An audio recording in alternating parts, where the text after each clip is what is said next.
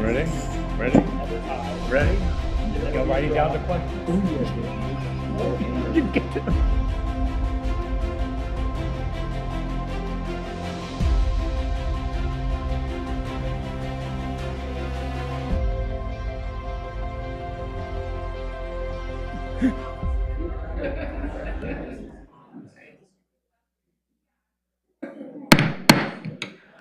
All right, good evening, everyone.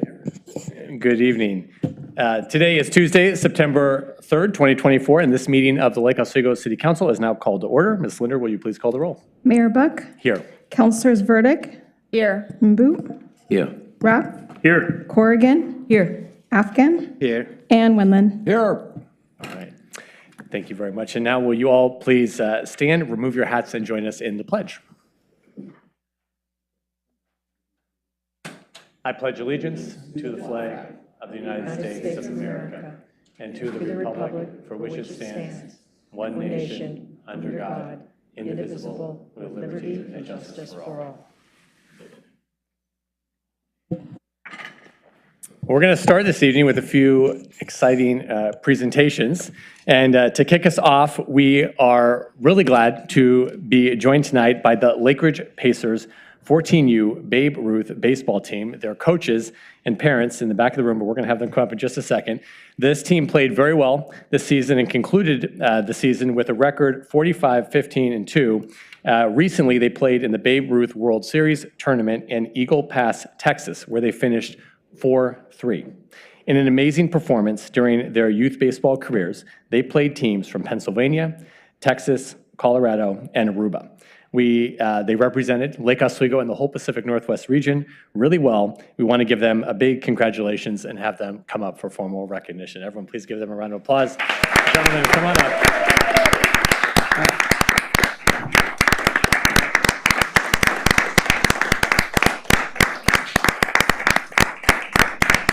Okay, come on up here.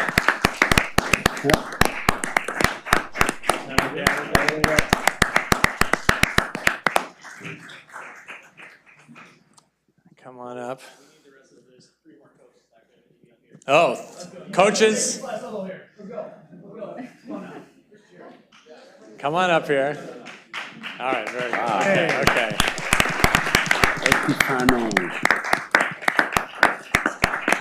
Okay, I'm just going to give you the microphone. You pass it around and introduce yourselves.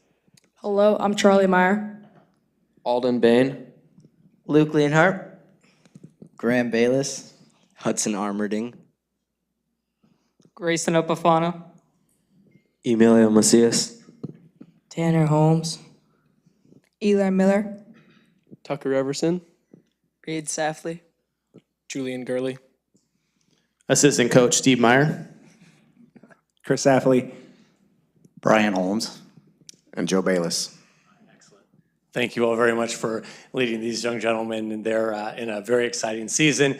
We see that when you went to compete, well, first of all, too, this is their first day of high school together. So they went, and your parents were telling me that a lot of you came up together all the way from kindergarten. Yeah. How many of you have played together that long since kindergarten? Together? Oh, one, two, few? Oh, a lot. Oh, a lot of you. Okay.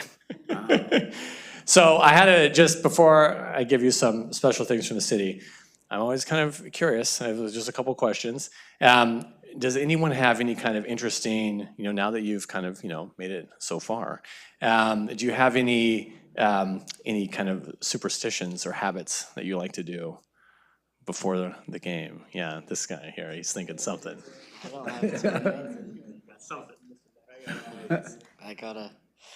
So a big thing in my game is accessories. I think that the team knows that, but just gotta have the right accessories on. You play good. So. What's your favorite accessory? there's a lot. No, I like some of the forearm armbands. Those are key. So yeah. Very good. And what's your favorite thing to eat after you win? Does anyone have a favorite? You win. How do you treat yourself? You got something? Chick-fil-A or Mod Pizza. Okay. Oh wow! Chick-fil-A coming to Lake Oswego too. Chick-fil-A is coming. Yeah. Okay. Well, gentlemen, you've made the city really proud. We're all really proud of you on the council and the community as well. Congratulations to you all. I'm going to present you all with some pins from the city, as well. Is one of you the kind of the captain of the team? You guys have, is there a captain? Okay. It's kind of the beauty of our team. We don't need a captain. You don't need a captain. You're all captains. We're going to present to you this key to the city, in addition to opening the doors to City Hall. There's a nice green Range Rover outside. It's the key. It's gonna pretend like it doesn't want to fit, but just keep jamming it in. And you'll make Councilor Wendell happy. That's just a joke here. I'll look at this to you. Congratulations. Let's give them another big round of applause, you guys.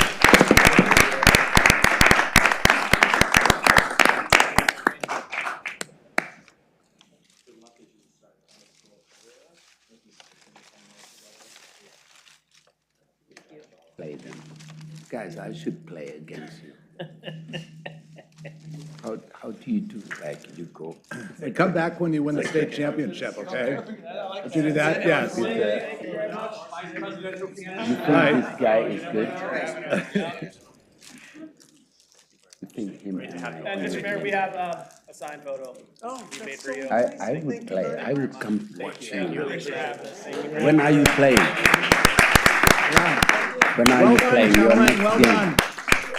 done. I will come. I will come. Oh, that's the spring. So Lakewood is the best team.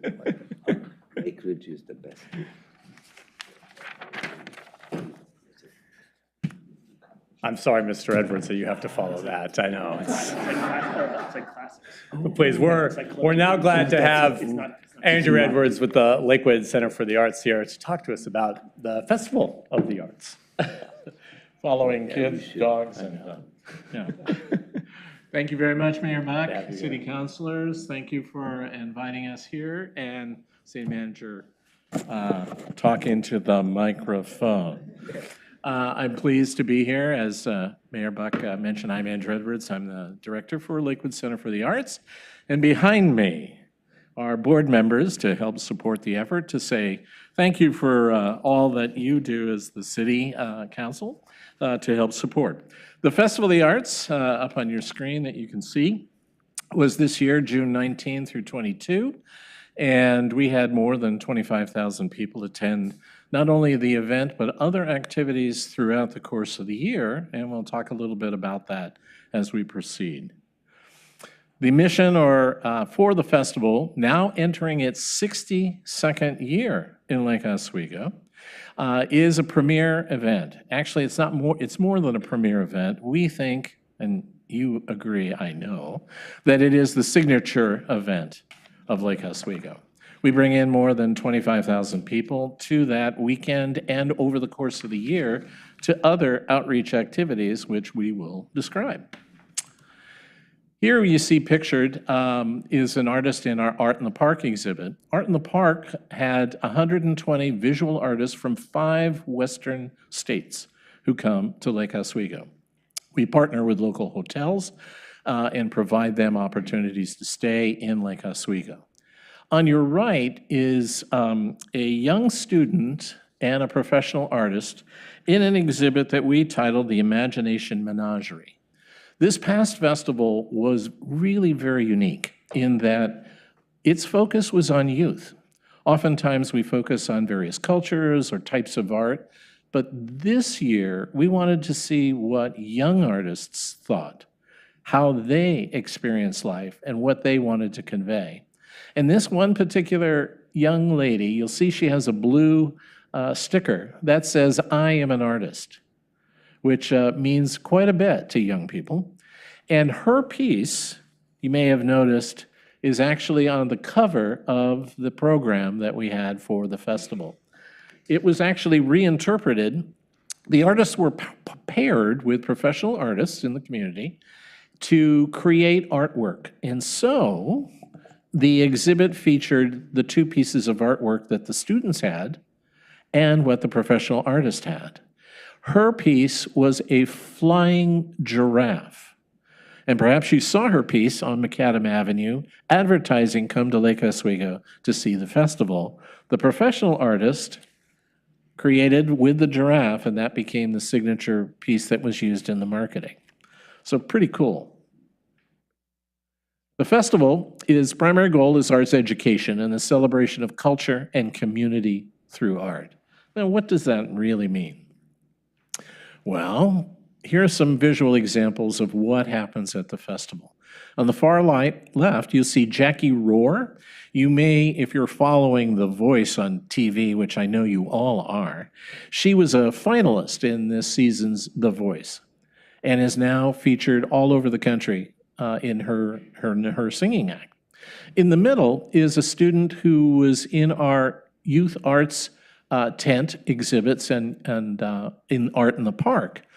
And some of you may recall that the Parks and Rec Department used to do Friday Art in the Park, but because of their demands of doing other extracurricular activities, we've taken over that activity because they just did not have enough personnel. But not just on Fridays. We're now doing it Friday, Saturday, and Sunday throughout the whole day, and that student is holding up a piece of artwork that they've worked on.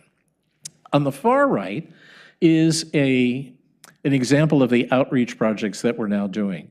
The festival, through Angie Stambach, our outreach coordinator, is working with various schools and entities out there to talk about what Lake Oswego has to offer. And these students are at Powellhurst Elementary School, and they're creating art pieces that will be exhibited in the youth art exhibit in Lake Oswego. So they and their parents will come to see the exhibits. But they're not the only group that we work in our outreach. One of the tenets of Lakewood is to engage more youth in all of the activities that we do. Not just to exhibit them, but to encourage them to come to our venue and for us to go out to them. And we've been working with several different groups like the Harmony campus here in Lake Oswego. But this particular picture that you're looking at is the migrant community that Angie Stambach, our outreach coordinator, is working with. These are 30 students who are working with a sculpture project called the Tree of Life that they take back to their families to celebrate their cultural icon. Now, you may see a familiar person there, but what's really important is our partnership with Lake Oswego Public Library in working with some of the events that are happening here in Lake Oswego. You'll see this is a celebration of Martin Luther King, and our arts coordinator for the festival, Natalie Wood, organized a campaign and a contest for students to say, what does Martin Luther King mean to you, and how would you express that through art? These are 2 award winners, which were issued cash awards. On your right, you may recognize this student. This is Atticus Perry, and he's receiving a Best of Show award at the Clackamas County ESD art exhibit, which ran for a full month at their facility. And the festival helped to sponsor that particular exhibit. If you're really interested in Atticus, you might want to go to the farmer's market on some Saturdays because he does exhibit and sell some of his artwork. This I love. This is a quote from a young lady whose painting you see on the left-hand side. And she had to create a resume and do a professional presentation of her artwork to be included in this young artist exhibit in the Joan Elliott Samington Gallery.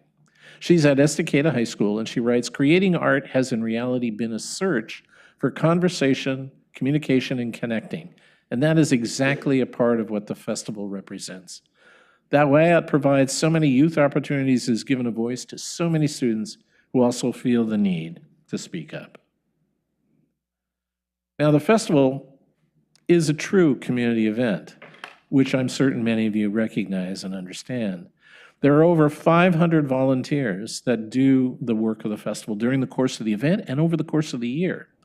But what you probably don't know is that there are 54 individuals, some of them seated behind me, who work for 7 to 8 months during the course of the year, administering various programs, setting up exhibits, and working with community leaders in Lake Oswego to make this a success. And we also work with the teens in Lake Oswego schools. One of the things we're most proud of is we work with student art curators who help us stage the exhibits. So we hire 20 teen art curators for a 2-week span of time where they are learning as they are working. They learn about the art, they learn how to stage the art, and most importantly, they learn how to work with the community and the public in presenting the art and explaining it. It's really a fun thing to see. But that's just not 1 week. You'll see some of the volunteers on the left-hand side. One of them is a volunteer who's been with us, was a co-chair for several years, but has been a volunteer with us for 15 years. Some of our volunteers have been doing this for 20 or 30 years. As I mentioned, the festival is now in its 62nd year.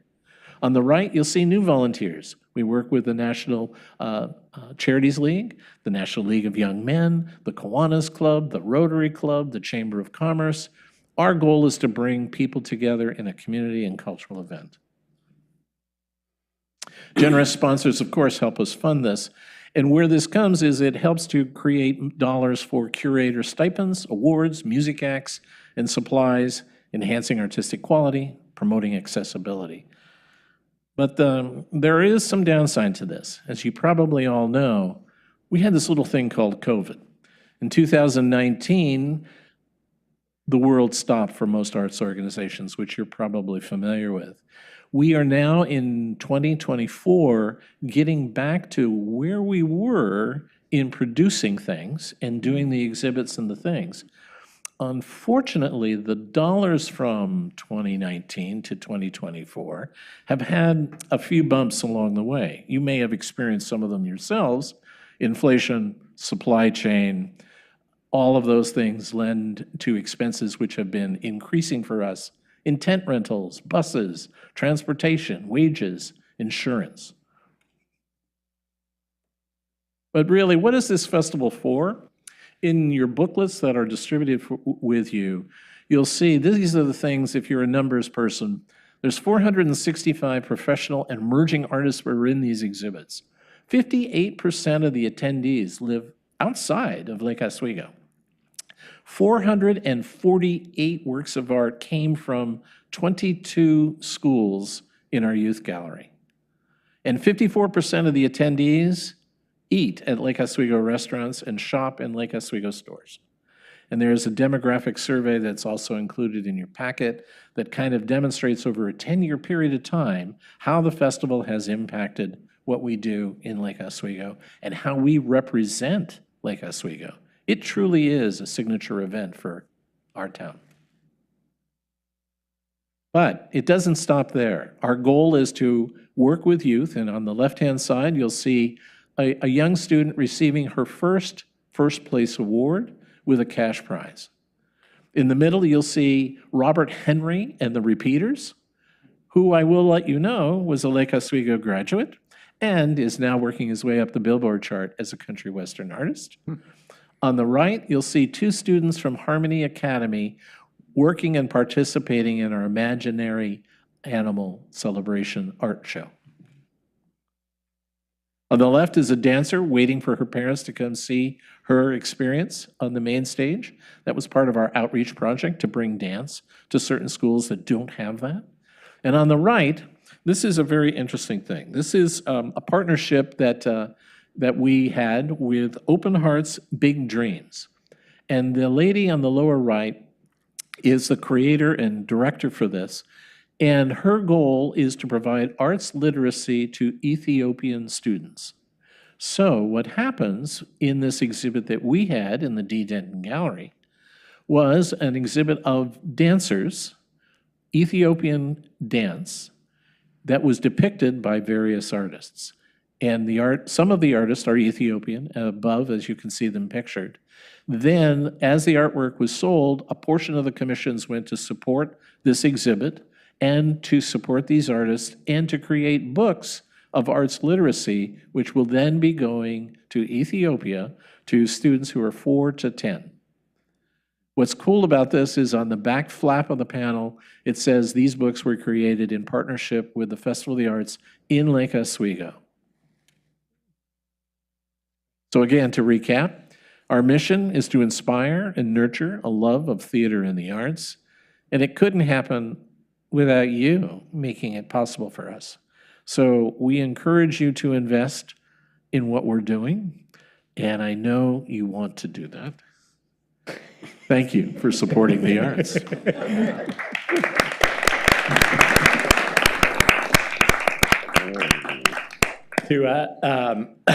Are there any questions? Mr. Edwards, I'm sure there's going to be questions.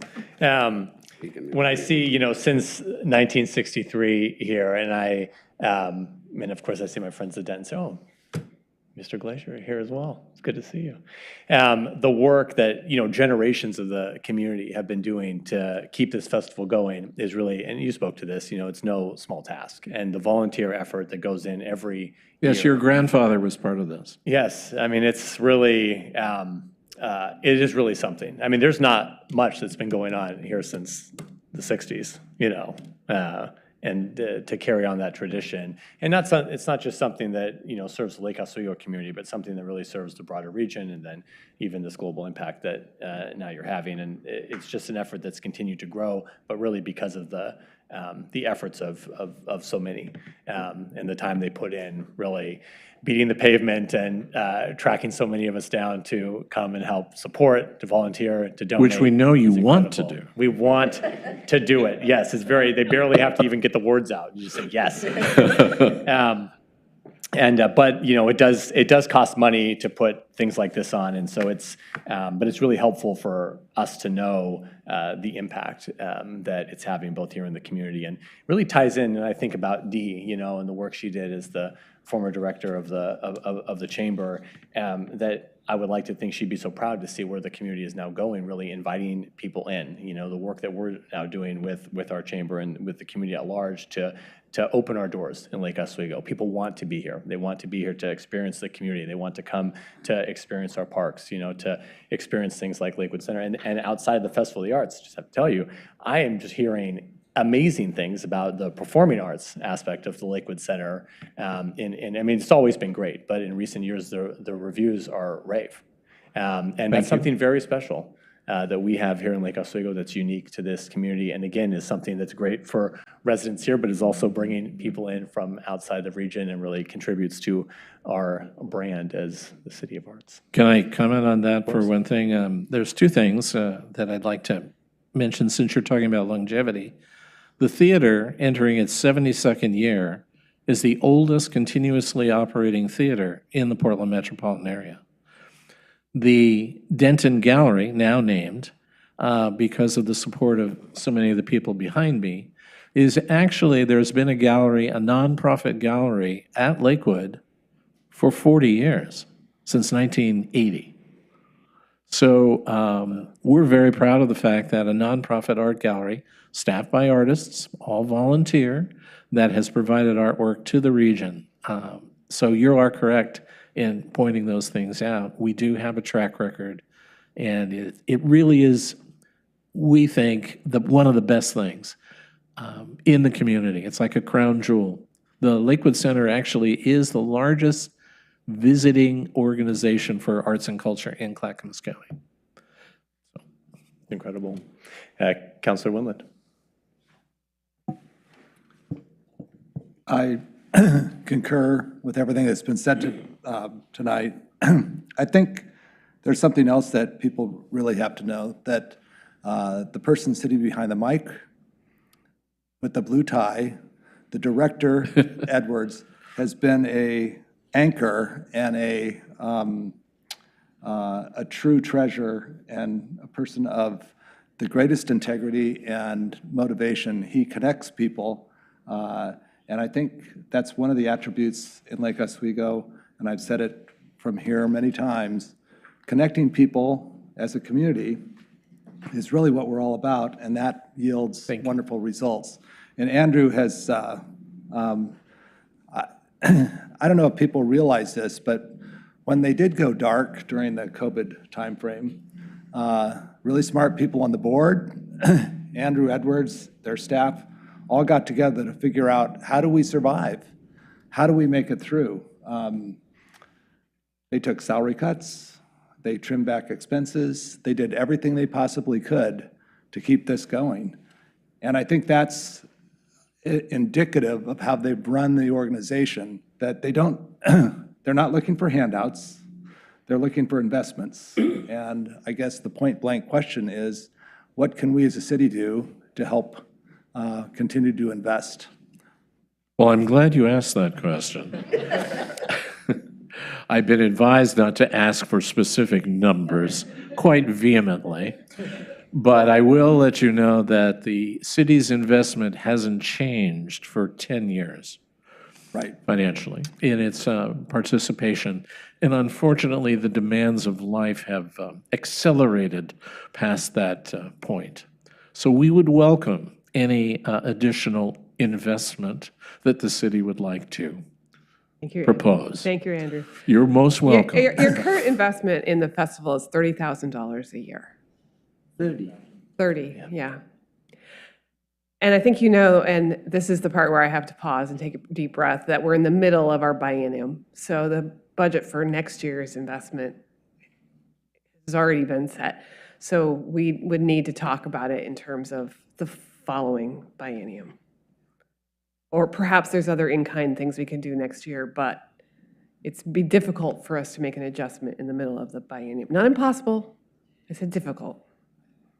I like the not impossible part, but I understand. Thank you, Andrew. There's always a hope. Councilor Booth. Yeah, no, I like that. That it's so carpe diem. Carpe diem. Carpe diem. Yeah, Thank you. Carpe diem. So Andrew is a gem, honestly. I mean, I know this gentleman long time, you know, and he's always involved in something that make advancement for our community. And it's art. I consider myself in some part of my life as an artist. I come from a family of artists, of painters, of writers and singers and, you know, musicians. So. Oh, I'm so sorry. Yeah, I know. That's so. And you know, André Malraux, former French Minister of Culture, used to say that art is an anti-destiny. It's what gives the forms their styles. And you know, Lake Oswego has styles because of our art that we see in the street. It's really a European city. That's what was the first thing I felt when I came here. And it's people like you that makes that happen. And when I heard that we were giving you 30,000, I just say, wow. I mean, me, for anything, culture, education, and art, I would give anything because it's the most important, it's immaterial, but it's the best investment in humankind is those immaterial things that you see, because that's what makes us live longer. But people cannot see it that way. That where is the investment is like all the joy in those 3 days. The joy you create, if it could be measured, it would be like millions of dollars or billions. And honestly, I believe in that. And so for me, we need to do more for these events and do more for your organization, because that's, at the end of the day, what is culture? It's what is left when we've forgotten everything. That's what culture is, and that's what you folks are doing. And I support 100%, and I am supporting those folks who, like us, maybe more than us, because we are paid $80 every 15 days, but they are not paid. So yeah, you volunteer your time, energy for this. I mean, thank you for what you're doing. Well, the success of Lakewood really is behind me. Yeah. The board of directors, the volunteers, they're the ones that really make it work. Yeah, thank you, folks. Honestly, you are gems. You are what make our city a great city, because, you know, always some of you see them in multiple other places where you give your time and energy. Thank you. Yeah. Thank you, Councilor. Councilor Verdict. I just want to thank you for all you do with the youth of our community, and in the whole region. It's just really appreciated. I actually worked in college setting up the festival and running it, so I did that for about 3 or 4 years through college. It was great, but it also had a lasting impact because you learned so much just being exposed to the art. So I really appreciate everything you do, but especially what's being done for the youth. So thank you very much, and thank you for everyone behind you and who wasn't able to be here because it's a team effort. And you're a great leader, Andrew, and we appreciate everyone else who also takes part in making it a huge success for our community. I want to make sure we acknowledge Natalie Wood, who is the festival coordinator and artistic development. She actually helped present and organize this presentation for us. She and Angie Stambach working on the festival. We also have our executive producer for the theater, Steve Knox, here, who represents the theater portion of what we do. We couldn't do it without those people. So thank you for mentioning the youth component. Well, thank you, and thank you, Councilor Burdick. We hear your request loud and clear. We really appreciate this information. We are a council of entrepreneurs who will come up with solutions. Right. What this festival has really been missing is the council art display. Council created, no doubt. Well, for a small fee, Would entry fetch. fee, Would we can fetch organize almost anything. big bucks. But And if finger that painting. fails, we're going to put Councilor Mboop in the dunk tank. Sell tickets to that. Councilor Afghan will be right behind him. Big money right there. Big money. Well, it was a pleasure to have what you said, because, you know, that's my motto in life, which is carpe diem. So, councilors, seize the day. Make Lake Oswego great. Thank you. Mr. Edwards. Thank you for being here. Thank you all. Miss Mansfield. Good evening. Good evening. So Mr. Axelrod, great to see you. Yes, yes. We are honored tonight to have hear an update from our Willamette Falls and Landings Heritage Area Coalition. It's great to have you here at Lake Oswego City Hall. Thank We'll let you. you introduce yourself. Yeah, thank you, Mayor Buck and city councilors. I'm Britta Mansfield. I'm the executive director of the Willamette Falls and Landings Heritage Area Coalition. I know that's a mouthful of a name, but we do have a pretty big job ahead of us. So I've presented to you guys a couple of years ago, and I'm sure you're familiar with some of my board members that are here with me. I'm joined by Russ Axelrod, our current board president, and Andy Categno. Jeff Goodman is also in the audience. He's one of our board members as well. So we have some good support here tonight. Great. We're going to keep our presentation fairly brief and really share about our two largest initiatives that are ongoing right now, and then also talk about how the city of Lake Oswego can continue to invest in our programming and in this large heritage area that we represent. There's our key takeaways, recent work and continued partnership with the city. So one of our biggest projects that we're currently working on is actually in partnership with the city of West Lynn. We're working to renovate their historic city hall building with the plan of opening it as a cultural center and community use space. So we heard a great presentation from a wonderful cultural asset in our heritage area. We'd kind of like to be another, and we see ourselves starting as a launching place for exploration of our entire National Heritage Area program. This has been an ongoing project that was really came to be through a thought process almost, 10 years ago, I think. We were close to 10 years in the planning of this. And construction started at the beginning of 2024. We're slated to wrap up mid-November and hopefully be in the building by the end of the first quarter of 2025. So we're very excited about that. Construction's ongoing. The coalition is working with a group of exhibit design consultants to come up with a visitor experience plan and how we're going to welcome people into our building, and not only welcome them into our building, but welcome them into our whole region and really send them out to experience all that the heritage area has to offer. This facility will be the home of our Old Oregon Photos collection, and we have a fairly sizable collection of fully restored historic photographs that are great for research purposes. We also print them and sell them, so it's a really wonderful way to connect with the heritage from an artistic point of view as well, and understand this region more deeply. So that will be housed there and perpetually on display, and as I've mentioned, it'll be the launching point for exploration of our entire National Heritage Area. I'll show you a map a little bit later on, but Speaking of our National Heritage Area progress, this is another huge initiative that we've been working on for basically the entire existence of our organization. Our goal is to become a National Heritage Area with our boundary that follows a 56 river mile stretch of the Willamette River. So we start here in Lake Oswego and we follow the Willamette all the way to Willamette Mission State Park, just outside of Kaiser. Just this morning, actually, we sent out a new draft bill that will hopefully be presented in the first session of 2025, so in the next congressional session at the national level.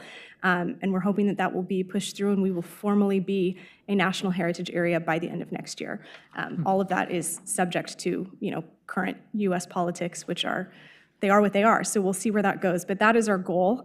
So I believe that was sent out to the city this morning. So we'd love your support in that. And just really want to recognize that this bill represents years of work. This, as I mentioned, is why we exist. This organization started formally in 2011, but there have been people that have wanted this for the region, I've heard, since the late 1990s. So this is an incredible milestone for this organization, and we are very excited to have this bill finally in the hands of our legislators at the national level, and we're excited to see where it goes.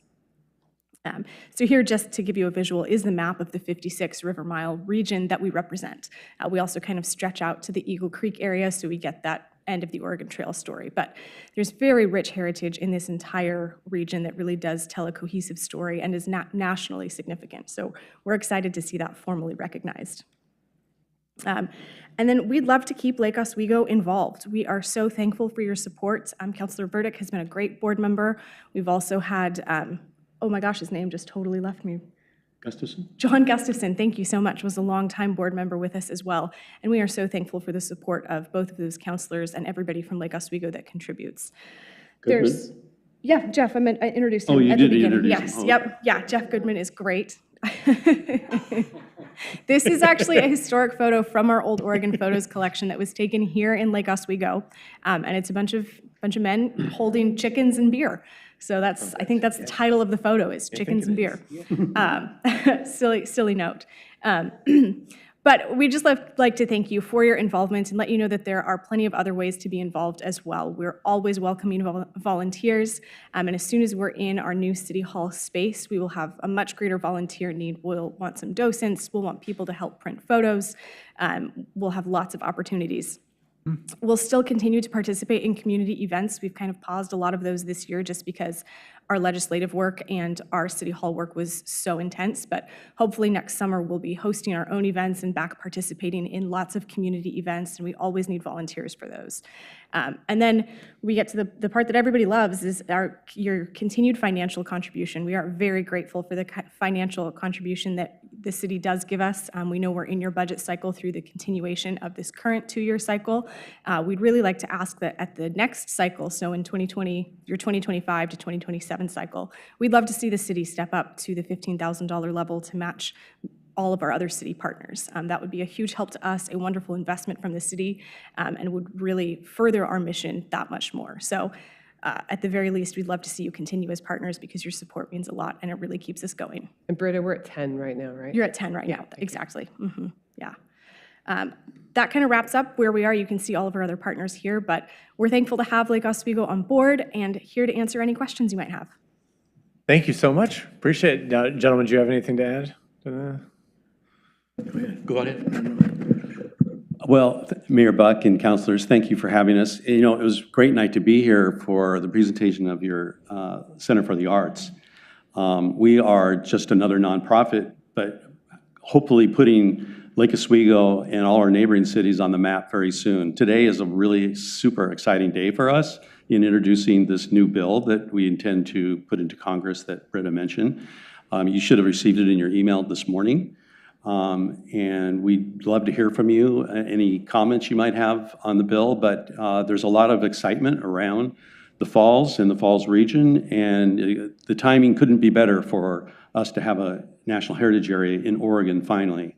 It's really deserved, it's really needed, and we look forward to complementing organizations like the Center for the Arts and further put Lake Oswego on the map, because you're right at the north end of our heritage area in a very significant place in history. So thank you for your ongoing support.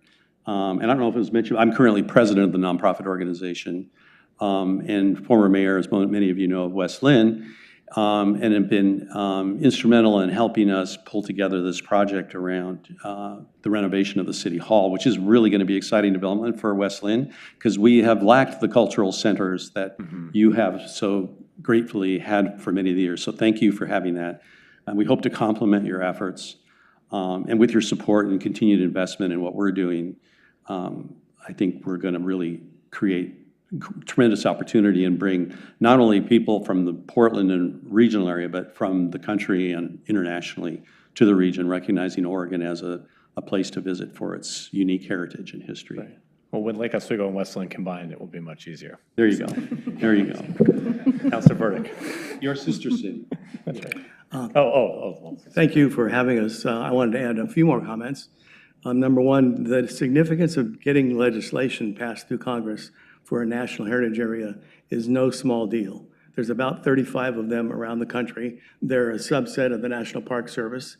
So while the Park Service has sites that they maintain at great cost, this is sort of the low-cost alternative because it's based upon a network of community-based organizations, not another expansion of the National Park Service federal staff. So it's a very economical way for them to recognize the importance, and we would become, in effect, part of a network. The other 35, it's, the people that go to the national parks and get their stamp on their passbook, they're really proud to do that. And we want to be one of those places where they come to our new headquarters building and get their stamp for our Heritage Area Coalition. So that's a really big deal. We were pursuing, up until a couple years ago, the first on the West Coast. Wouldn't the Oregon Trail be the first on the West Coast, right?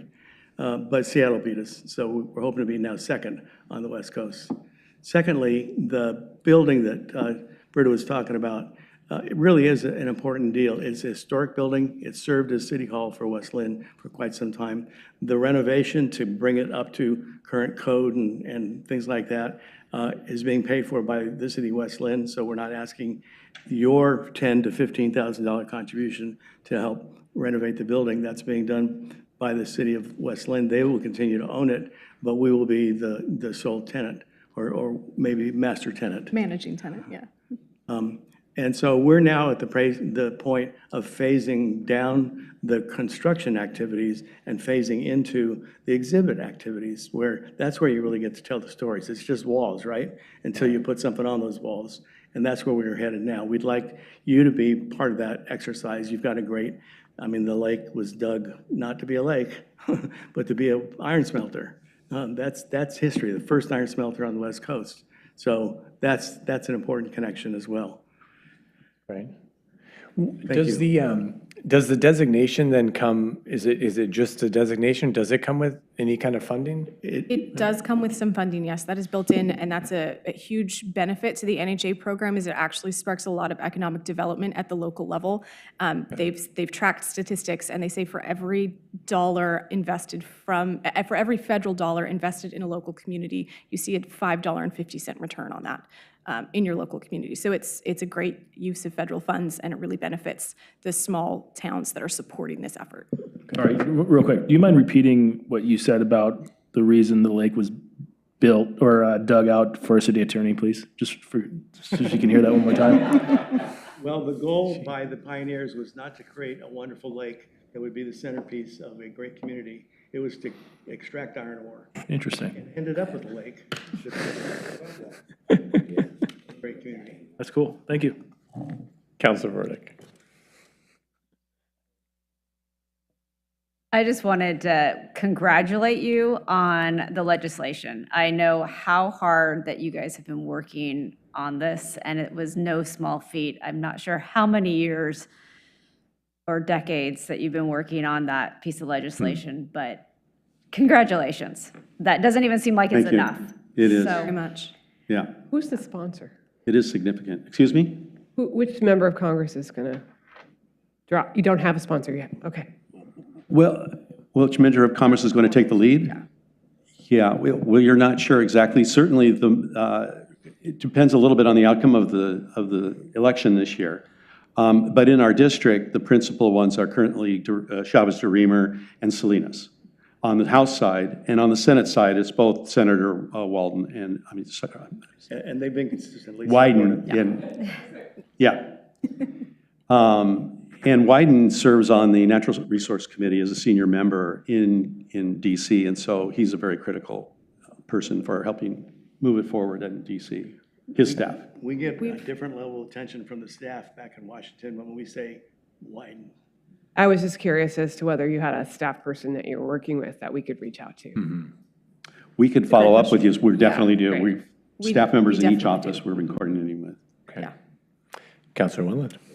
Done. Just a quick That was, question. hold on. She got one more. I also Yeah, she's- wanted to say thank you for saving the old City Hall of Westland. Yeah. Because that is what, I love that building. I've loved it for years. And, the work that you guys are doing to help preserve it and working and partnering with Westland, that is another, our built history, we're losing it so fast. And so thank you for all the efforts for that. And to create it as a cultural piece so that everyone can come in and enjoy it and learn with the exhibits there. Because learning through photography is only second best to buildings, in my opinion. But thank you very much for all you're doing. Thank you. We're very excited about the building, and we hope it's not an asset just to Westland. We really want it to be representative of this entire region.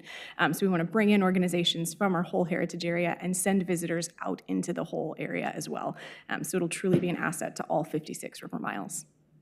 If I might just correct one item for the record too, in terms of the funding and the sourcing of the City Hall work actually came out of a 2018 bond that we passed when I was mayor, which established the framework for evaluating and restoring historic buildings in our city, which was lacking, and we're on a short list to expunge, if you will. So it wasn't something that we brought on 10 years ago. It was something that the community brought on, the city brought on itself through that bond measure. And the continuing council after my council has also seen that and supported that effort. So we've got that continuing, which is nice. Great. Thank you. Councilor Winland, thank you. So just a real quick question. All the logos up there give you 15,000 except for Lake Oswego?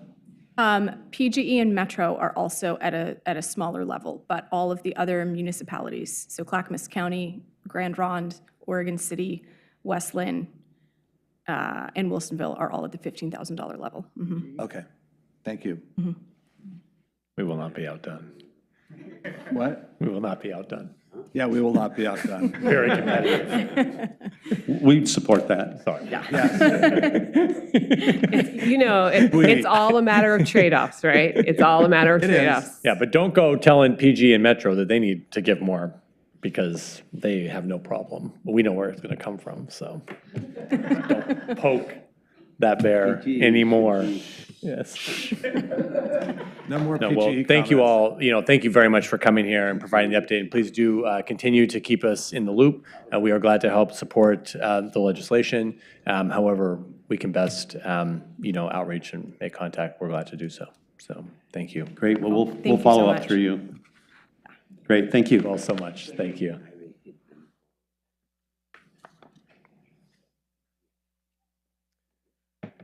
Okay, next thing on the agenda is public comment, and Mr. Goodman, you're up first. Good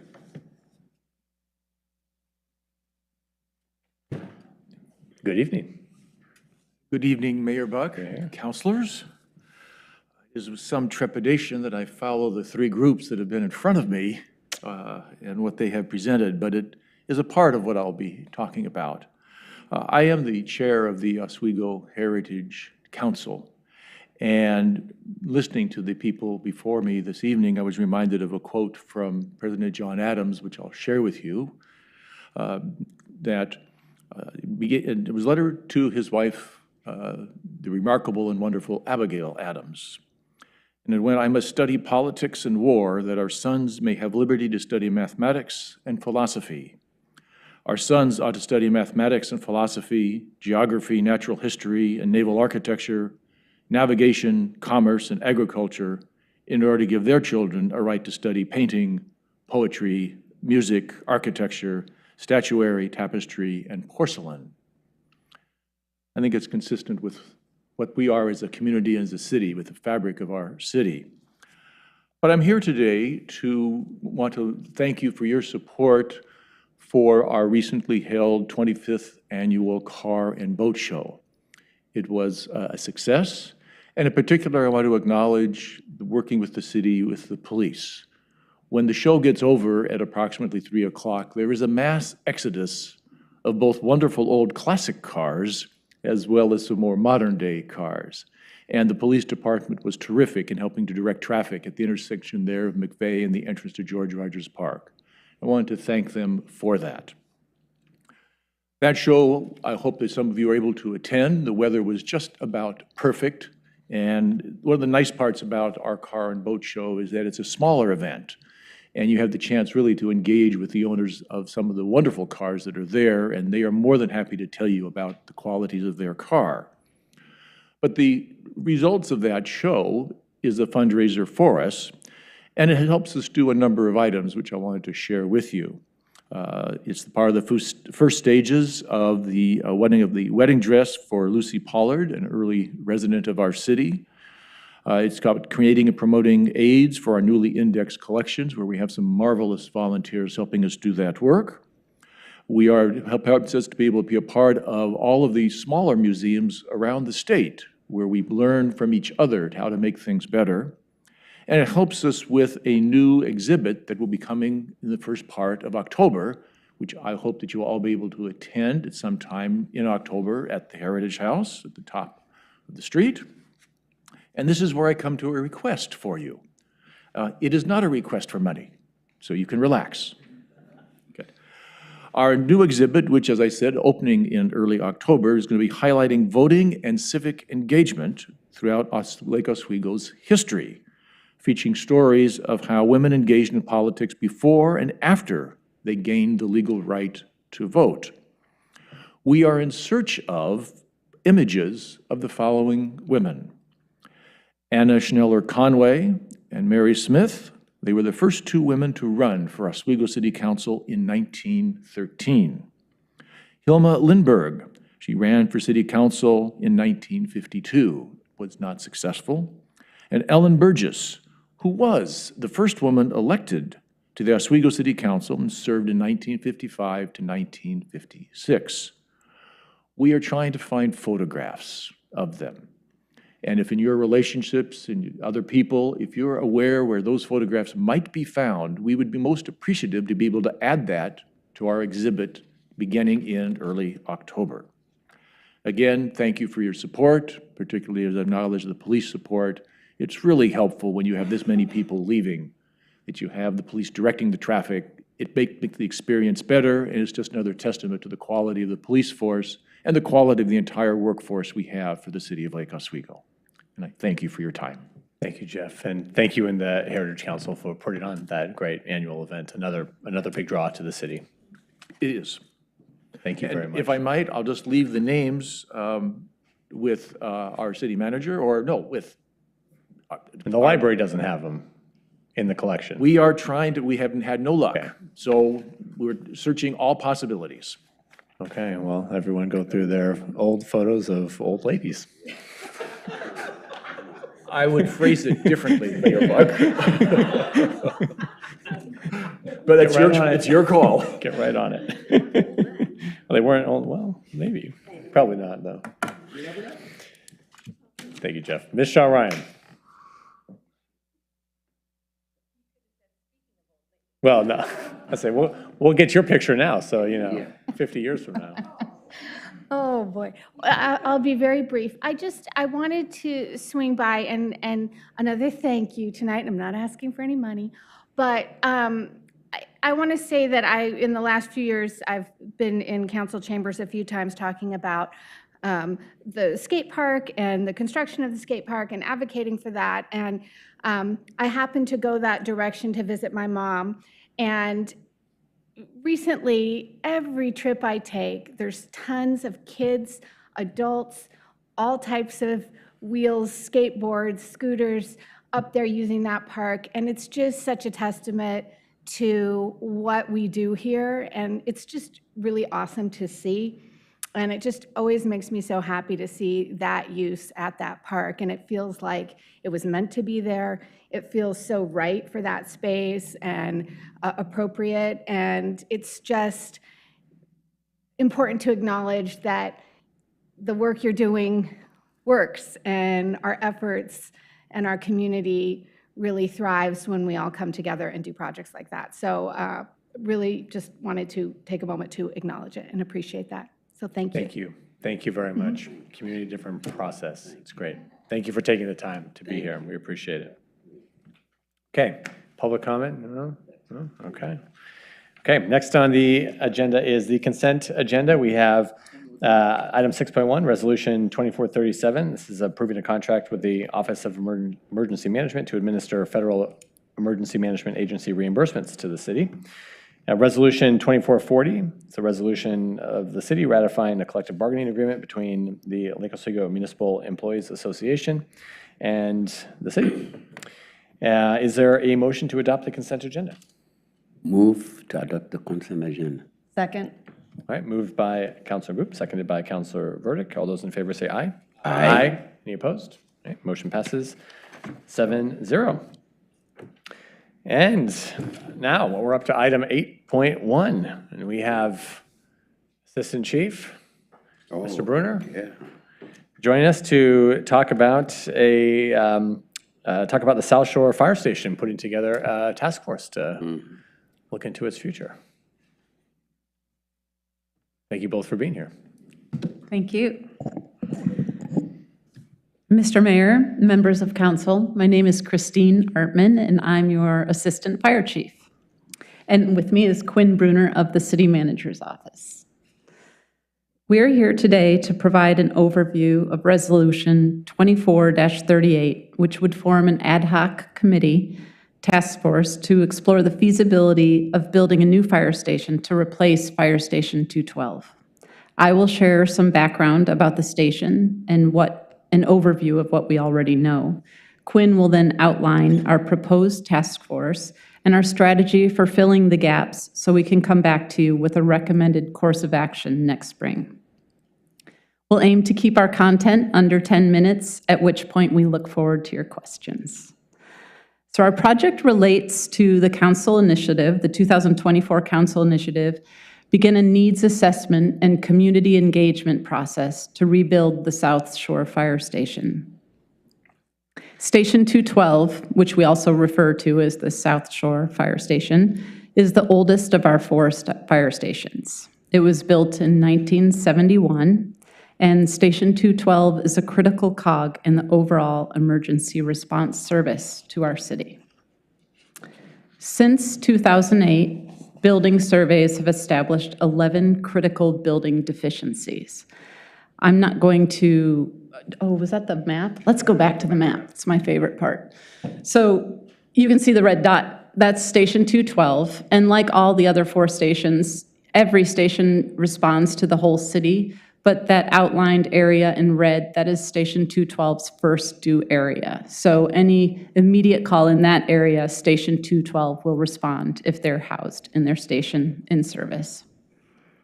So now back to the deficiencies. I'm not going to read all 11 deficiencies to you, but some of note, it was found to have inadequate vehicle and apparatus storage, electrical system and backup power in poor condition, which we saw last winter when our generator failed. The roof needs to be replaced, HVAC system needs to be upgraded or replaced, and the group bathroom lacks privacy and equitable accommodations. Through strategic investment, the fire department has extended the life of this facility. There have been seismic upgrades to the apparatus bay, but not in the living areas or the dormitories. The backup generator has been repaired with minor improvements, and we did remodel the one-room dorm space to accommodate individual dorms. So the investment has prolonged the life of the facility, but we are reaching a point where we believe continued reinvestment may not be prudent. To comprehensively assess existing conditions and the feasibility of replacing Station 212, we propose creating an ad hoc task force to accompany and support staff on this fact-finding mission and in producing a recommendation to council.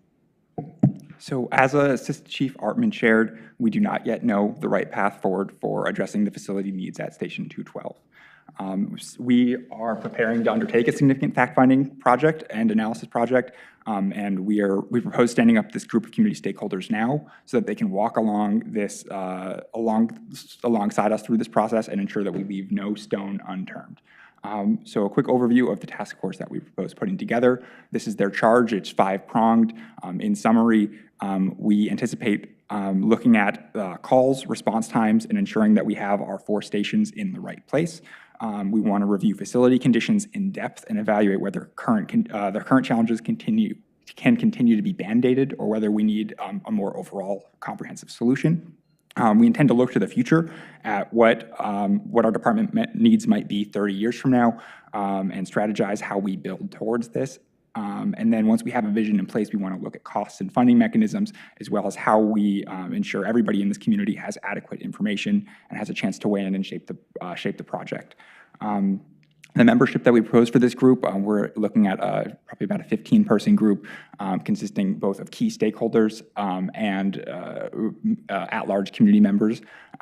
So we anticipate members from the groups listed on the screen here nominating liaisons or representatives to the task force who can then go back and report to their larger memberships. And then we also would roll out a large-scale community or a broad community recruitment process similar to what you know from boards and commissions, but at a different scale.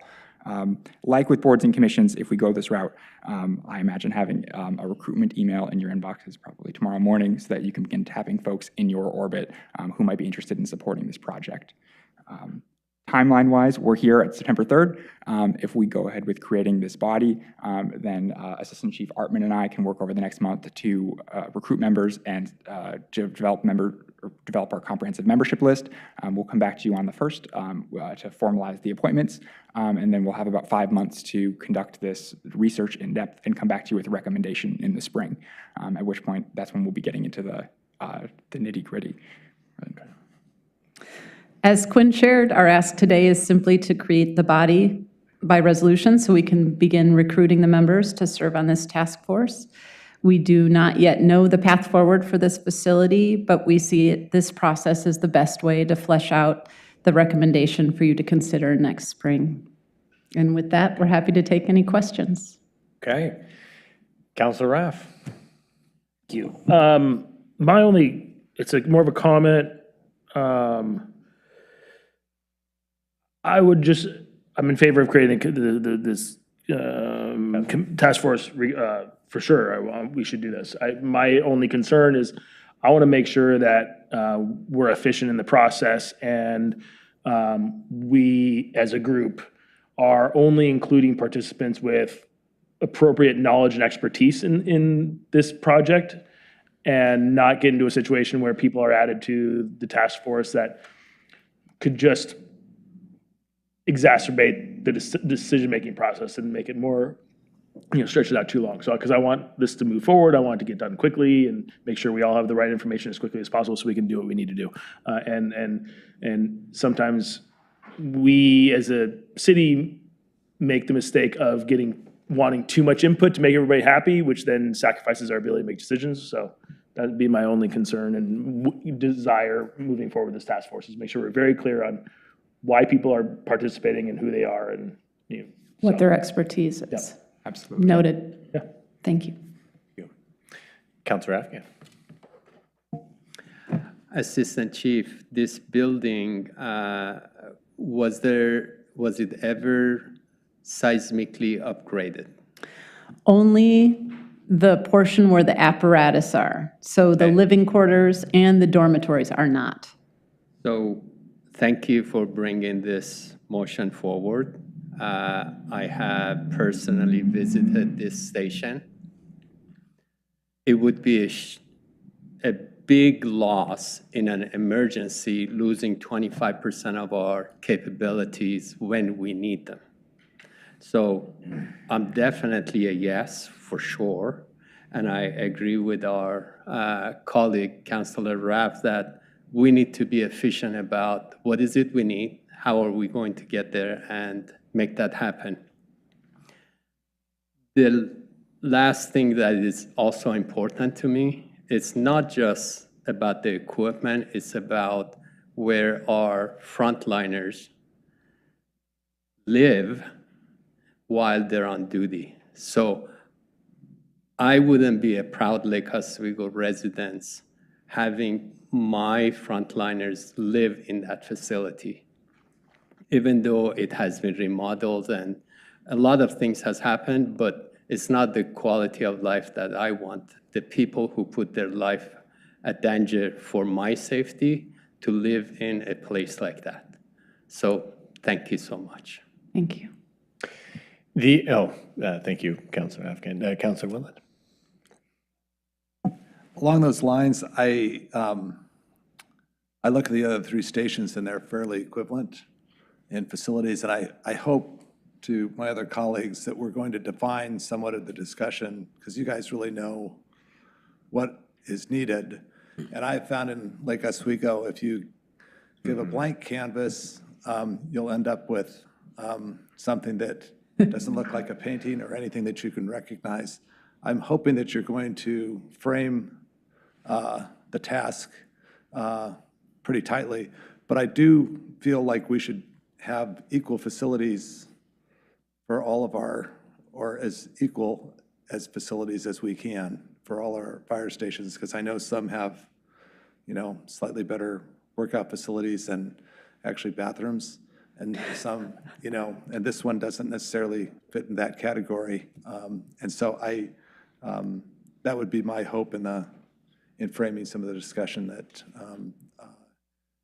and I do like the idea that you are looking at calls and traffic so that, as the chief and I said earlier this evening, maybe this is not the right location. I don't know, maybe there's another location. I don't know, but I'm hoping that you're going to figure that, do at least the macro level assessment so that we can go from there. Not that we have so much vacant land in Lake Oswego, but we own this one, right? Yeah. But if we're going to try to put a facility that is not what we have for the next 30 years or 50 years, I mean, I remember when this station was built. It was a long time ago, and it's not great for the wear and tear. I would say that much. Right. But then we had a city hall that looked sort of like West Lynn's, but it was white. So it was a pretty old city hall. So facilities are needed up to the level of Lake Oswego standards. So that's my only point. Thanks, Councilwoman. I had the kind of similar comment. It's great that we're moving forward on this. It's clear why it's a council goal. The station, is important, addressing these needs for the community as well as for the folks working within the station. But and maybe the site somewhat, it's somewhat if it is rebuilt on this site, somewhat fixed. But it's like our aquatic facility. It started with one pool and it was two pools, and then it's this. So we just gotta, at the end of the day, anything we do here is we have to sell it to the taxpayers, and it needs to be a good, facility that serves the need of the department. But we gotta, keep it tight. Keep it tight. Okay. And Councilor, and we'll. I think it's good to help everyone think about good folks who could potentially serve on this task force, and we'll put a good group together. And thank you both for your efforts and the rest of the department. Thank you. Yeah. Okay, everyone good? Would someone like to make a motion? I'll move to adopt Resolution 24-38. I'll second. All right, motion made by Councilor Roick and seconded by Councilor Corrigan. Is there any discussion? All right, all those in favor say aye. Aye. Any opposed? No. Okay, motion passes 7-0. Thank you. Thank you, Werner, Assistant Chief. Thank you very much. Thank you. Yeah. Okay, we're ready to talk about parking. Anyone need a break? No? Quick break? Okay, 5-minute recess. Oh, yeah, Eric, get ready. We're waiting for the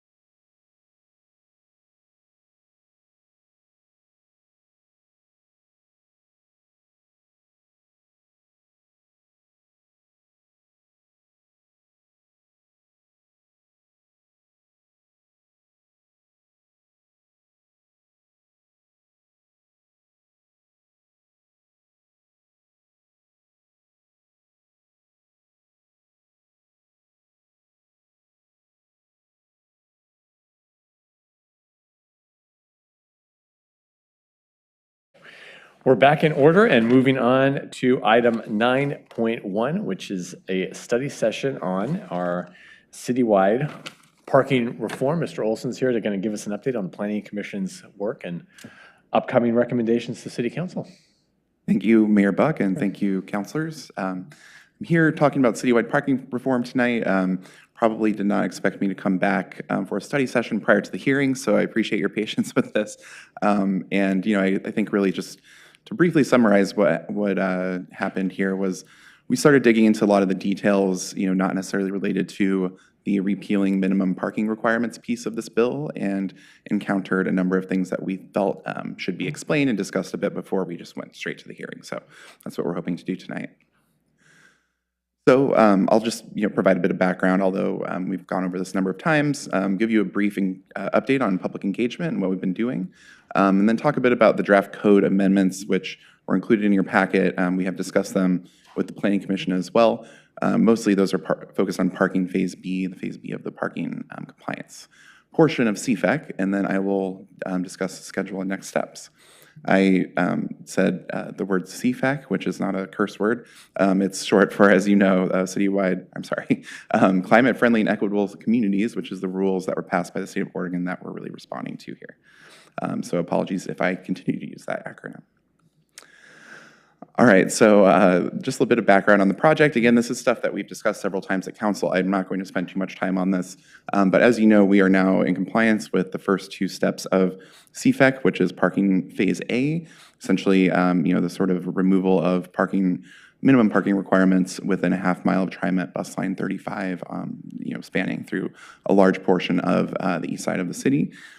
We also are in compliance with the electric vehicle charging requirements of CFEC, which essentially require us to require that 40% of parking spaces in multifamily developments and mixed-use developments, 40% of those spaces have conduit for electric vehicle charging, not necessarily the chargers themselves, but the conduit.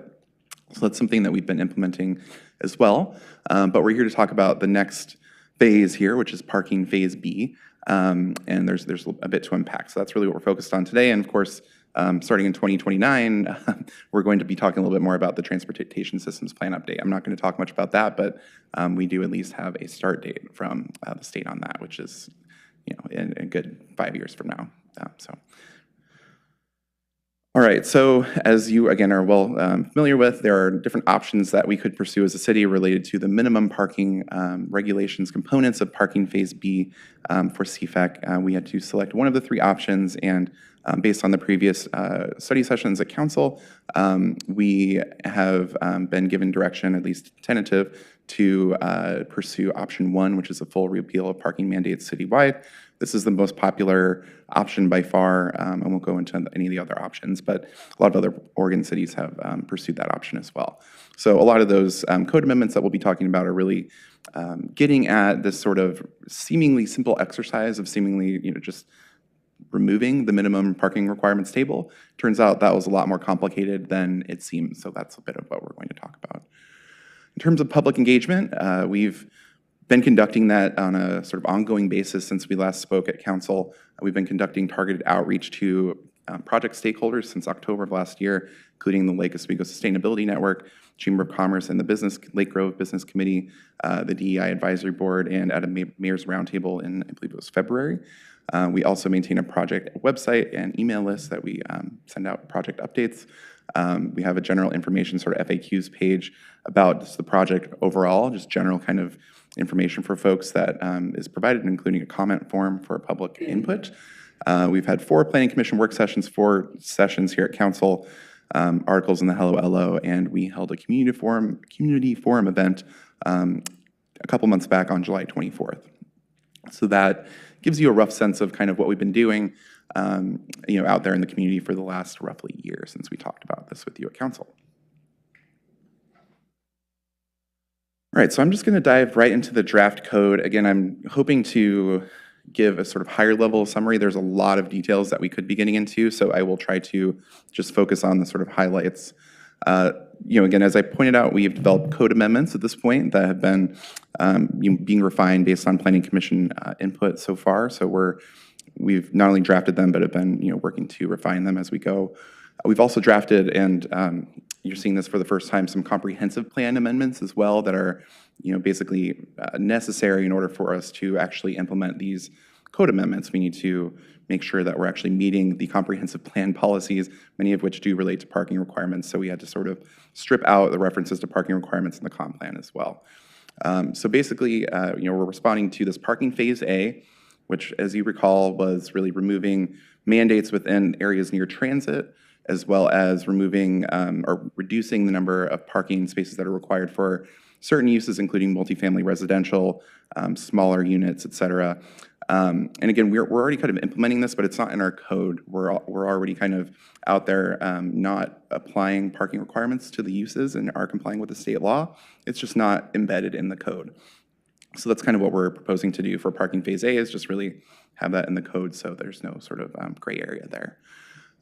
When it comes to the electric vehicle charging, it's basically the same thing. We had an editor's note in the code that was letting folks know about those provisions that we are using to comply with CFAC, but we think it's better to embed it formally within the actual structure of the code. So that's what we proposed related to EV charging.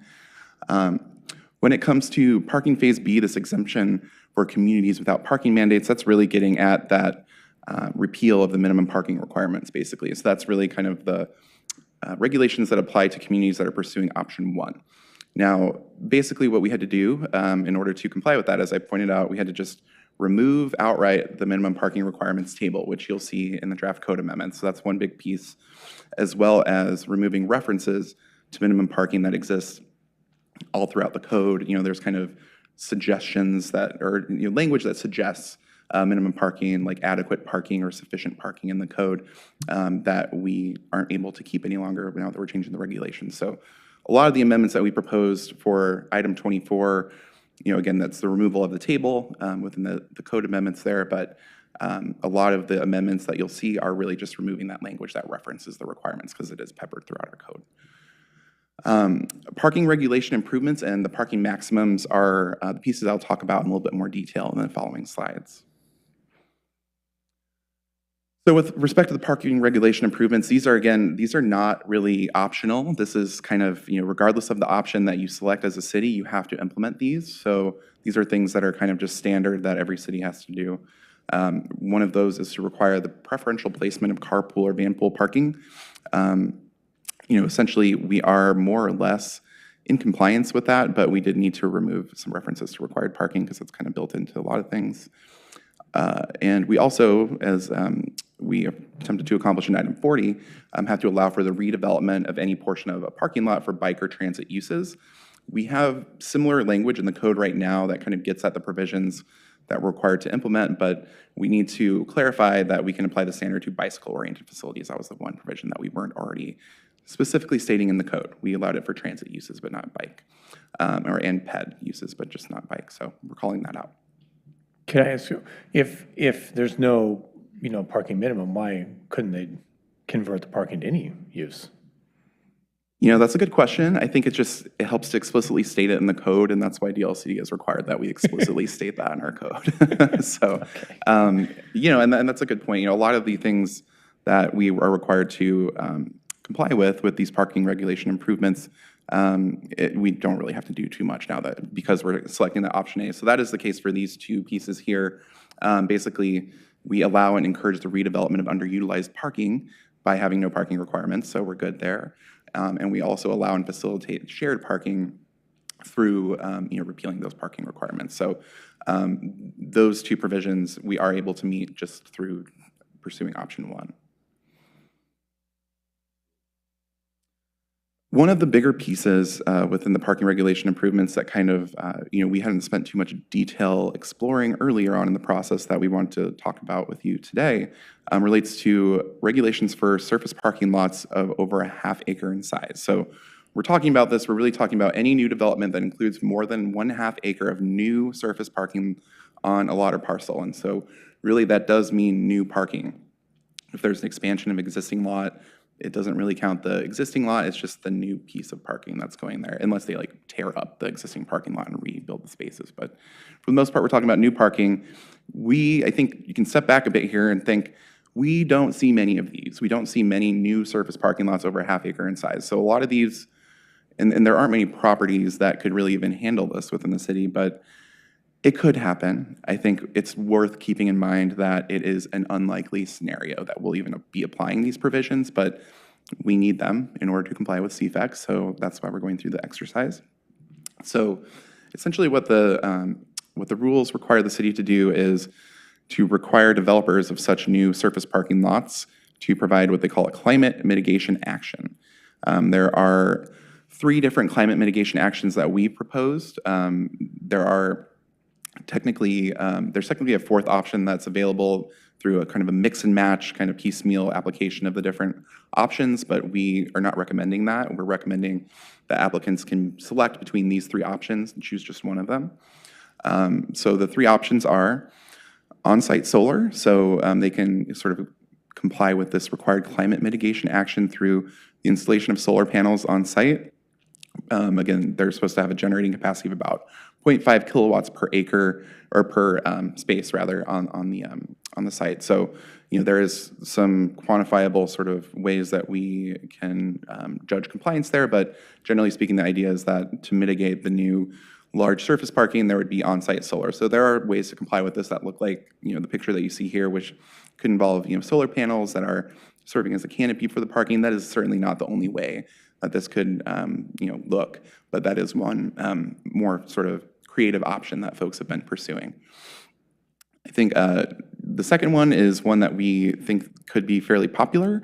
It's a renewable energy fund. So basically, instead of providing on-site solar, the idea would be to pay at least $1,500 per space into a fund dedicated to solar or wind energy development.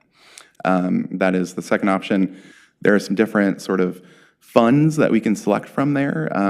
We have not recommended that the city create our own fund for this purpose, and we're not aware of any county funds available for this purpose. So we are recommending that we utilize the state Oregon Department of Energy fund that is designated for this purpose, and have actually included a guidance document from the state that has some information about that.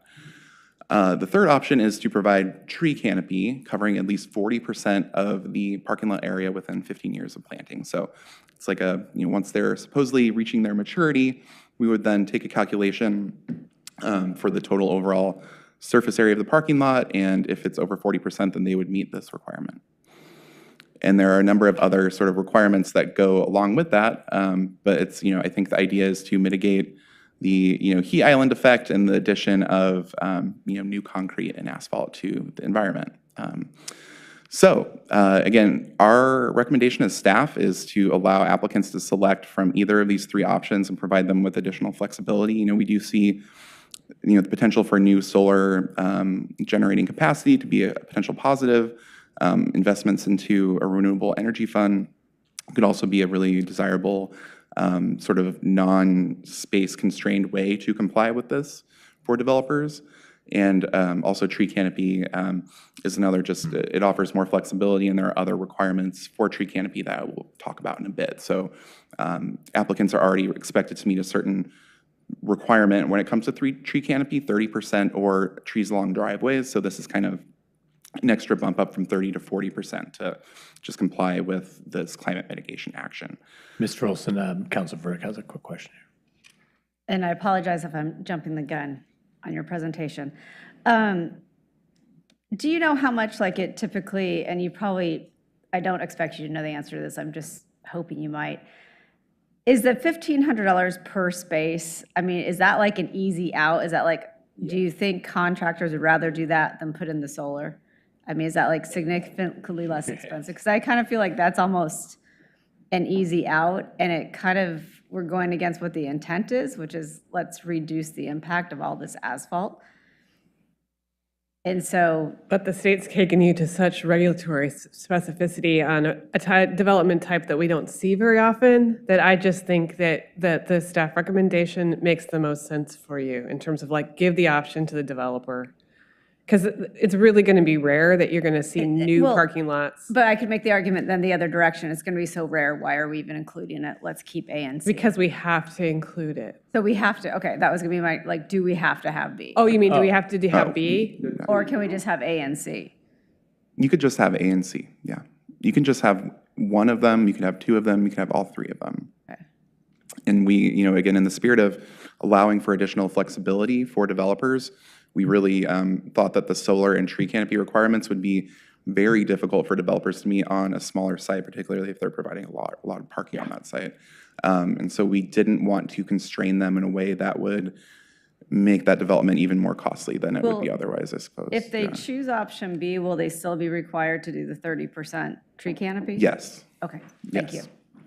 Councilor. Well, there's a caveat there, and I will talk about it. 30% tree canopy or trees along driveways. One of those two. Yeah, or. Yeah. So So what is- trees of some type. Yeah. What does new surface mean? Is it, if the surface is already there and there was a parking lot there, that's not new? Even if they reconstruct the whole thing, knock it down and it's. No, if brand they new? do reconstruct the whole thing, it would be considered new, yes. But if they're just adding to parking and increasing the amount of parking without modifying the previous parking. But then- Eric, if they're just repaving an existing parking lot, No, so yeah, if they're just repaving it, that wouldn't apply. But if they tear it up and, tear down a structure or kind of excavate the asphalt and start over. Let's say you that's replace a considered. shopping center that has 150 parking spaces and you reconfigure it to make it better and more efficient. Do you have to pay for the 150 parking spaces? Is that new? It depends on how you do that. I think if you just repaved it, you wouldn't. 150 parking spaces, I'm not exactly sure if that would meet the half-acre threshold either. We might want to look into that as well. So I'm not sure if that would even be eligible based on, but assuming that it is a half-acre in size, right? It would really depend on if they excavated the asphalt or if they just repaved. And sort of that's how we would define it based on what the state's guidance is. And do you know how many parking places are in a typical half acre? I don't, off the top of my head, no. I mean, if a school is redoing, if we build a new school or build a new city facility or anything like that, This would apply if it was a half acre in size or more of surface parking. And I would point out that what we mean by surface parking is that it doesn't apply, this does not apply to structured parking or underground parking or garage parking, anything that's covered. It's only to surface parking with asphalt that's exposed to the elements, if you will. Right, but let's just say as an example, LOJ is now going to be LO Middle School. And to save taxpayer money, they're building the school, so they're trying to keep some of it there so they can continue to have school. And they're building the building on empty part of the lot. And now they're going to probably take some of it that had a building in it and reconvert it into the parking lot where they had spaces there before. So they would have to pay $1,500. They would be able to select from either of these three options. So they wouldn't necessarily have to pay the $1,500. They could also just provide the tree canopy. They could provide the on-site solar. They have the three options as required by the state. Are we sure about that, though? Are we sure? What If it's is- an existing lot? If it's an existing lot, that they're just I thought that what re-site- Councilor Wendland was it's an saying was okay, it's redeveloping an a existing building. parcel. You're Yeah, just with moving the the parking parking lot. lot from one place to the next. Yeah, I mean, if it's a new parking lot and you are moving the parking lot, then that would be considered. What if it's only a quote-unquote part of the parking lot, like a piece of the parking lot they retain and the other, Yeah. two spots, they pave two new spots? I think that's the more likely outcome, and if you are just expanding the lot, you're only looking at that new surface area parking. So it is not counting the existing parking for that, it's just counting the new pavement of parking that's coming in as an addition. So it's likely that that wouldn't constitute a half acre on its own. Yeah, at least It a half would acre. be a lot more than a half an acre. So, I mean, I know we can't do anything about this, but I see this as continuing to increase the cost of construction and expense in this city. And we continue to say we want more affordable housing and more affordable apartment projects, everything else, and we just continue to add more and more and more and more and more and more and more regulation. And it's costing developers and it's costing everybody a lot of money. And I know it's a state mandate, but this is the continuous thing, and it's not you. You're the deliverer. But I'm telling you, almost everything that you come to us with is costing us more and more, and we're trying to figure out how to make housing I think less we agree with expensive you. We agree with you. in Lake Oswego. So I don't know if that's a legislative priority, but I think people start, I'm hoping cities, when you're at meetings, Mayor, that you're expressing this huge burden on cities, not only to put housing together, but the cost to Oregon. And I'm telling you, more and more people are leaving Oregon because it's getting more and more expensive, and the salaries are not commensurate. And it's great to have all this in theory, and it's great work to try to save the environment. I think that's all wonderful, but it's just costing people a lot of money. Yeah. And I just think sooner or later, us cities are going to have to start screaming to say, stop it. Otherwise, we're going to price people out. They're just not going to be able to afford to live here, period. And then how are you going to sell your house?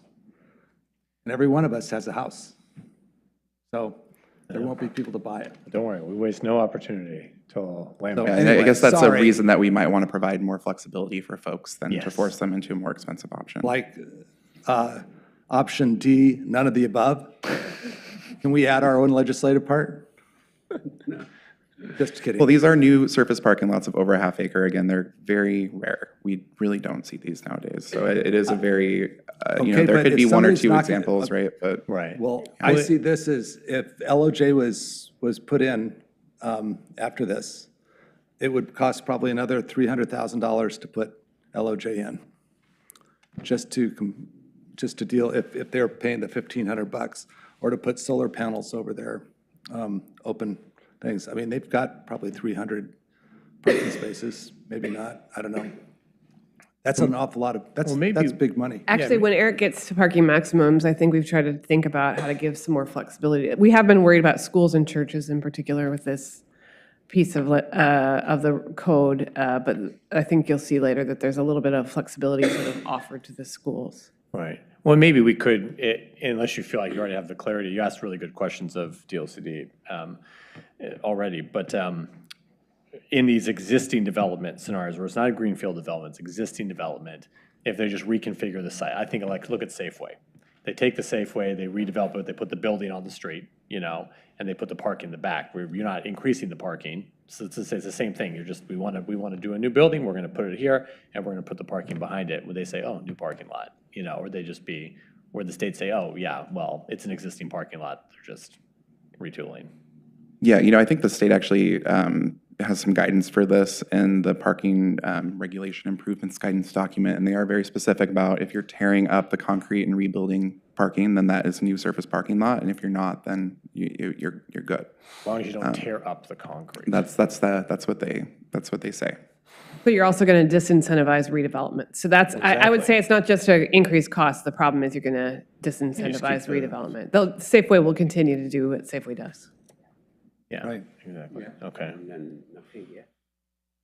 I do not think that's a half acre in size either in terms of their parking, but I could be wrong. You think it's a half acre over just the parking? Wow, okay. Oh, yeah. All right. I mean, all right. Okay.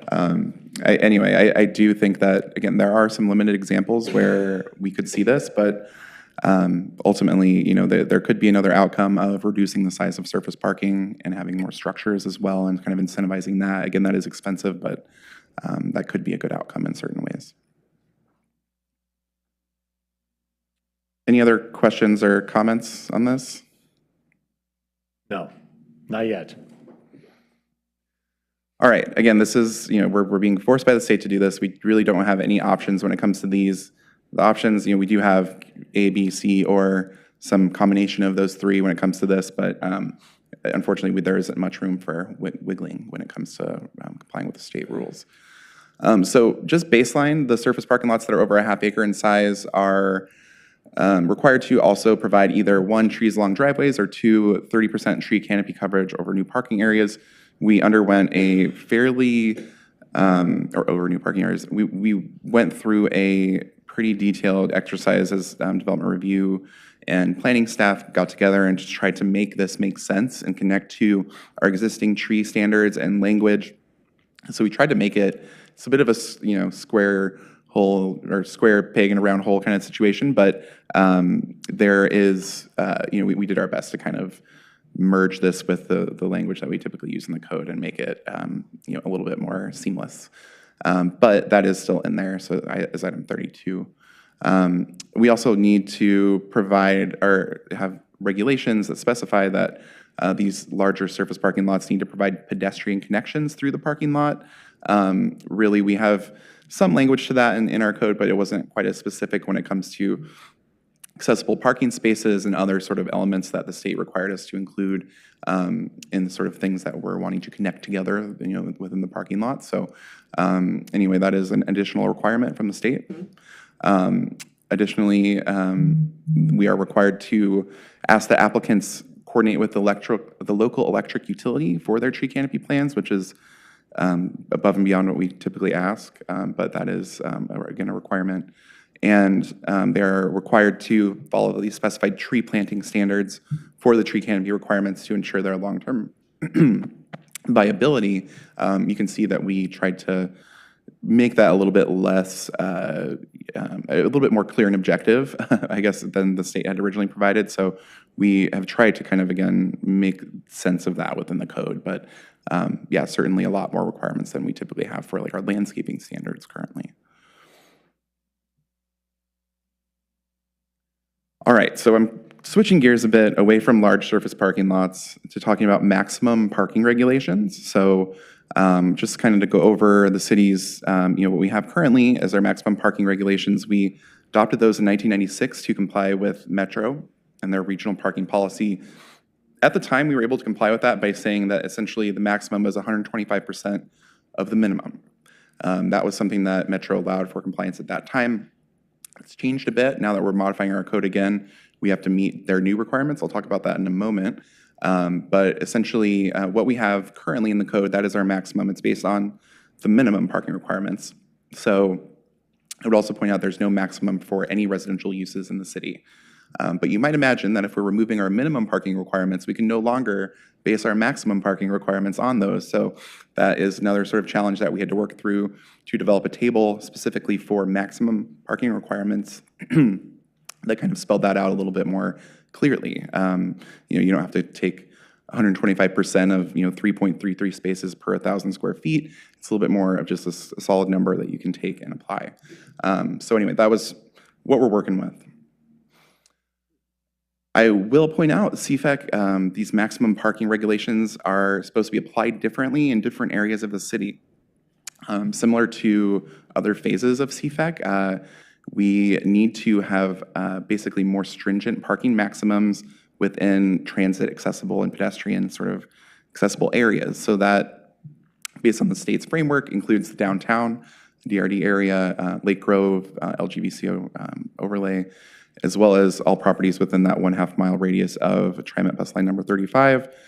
So that's what we've included. You can see in the map is parking area A. There are different maximum parking regulations in that than there are in parking area B. This is the simplest we could possibly make it, but unfortunately that is the reality that we're dealing with. Both Metro and the state require us to apply different maximums in different parts of the city. Speaking of Metro, these are parking requirements that we're required to comply with from Metro, and you can see that they're broken down into Zone A and Zone B. Zone A is focused on transit and pedestrian accessible areas, so again, pretty similar kind of breakdown of where these things apply, so at least it's consistent in that way. But essentially when we looked through our code, we realized that when you take 125% of our minimum parking requirements, we don't comply with all of this, and so we did have to change other portions of the parking maximum regulations to comply with Metro as well as CFEC. So it's kind of, the more restrictive of the two regulations is what applies. The technical exercise, and I did a lot of work to try to kind of break this down. And there's a table you can see kind of in the different zones what the highest parking maximum you could have would be under the different sort of regimes, I guess is what we could call them. And you can see what we currently have in the city. So I think one of the biggest changes that I would point out when it comes to these parking maximums, again, this is not optional. It doesn't matter which option we select, we still have to do this. But basically, we are required to impose parking maximums on residential use for the first time. We don't have those currently. So the state and, it's CFEC that requires us to do this. stipulates you can only have a maximum of 1.2 spaces per studio unit and 2 spaces per other type of unit, 1 bedroom up. So that is the maximum. So that is probably the biggest change here. Again, we did not previously have those maximums. I would also point out, though, that this does not apply to single-family dwellings, any type of middle housing, or ADUs. So it's multifamily only that it applies to residential. But there is, this guidance from the state that we need to impose these maximums for the first time. So that's part of what we proposed. So yeah, a lower maximum than what we had currently in, just a maximum period for multifamily in that zone A. There would continue to be no maximum outside of those sort of transit accessible areas, quote unquote, as the state calls them. When it comes to commercial, generally speaking, CFAC would require us to lower the parking maximums to 5 spaces per 1,000 square feet of floor area for a variety of different commercial uses. And there's accepting, they've accepted automobile sales and repair, eating and drinking establishments, and entertainment and commercial recreation uses. Basically, again, this is all on the table, so we had to go through and determine what is the more stringent, parking maximum, what is actually applicable here, and what are we going to propose. So basically what this sort of comes down to is a modest decrease in the maximum amount of parking permitted for office.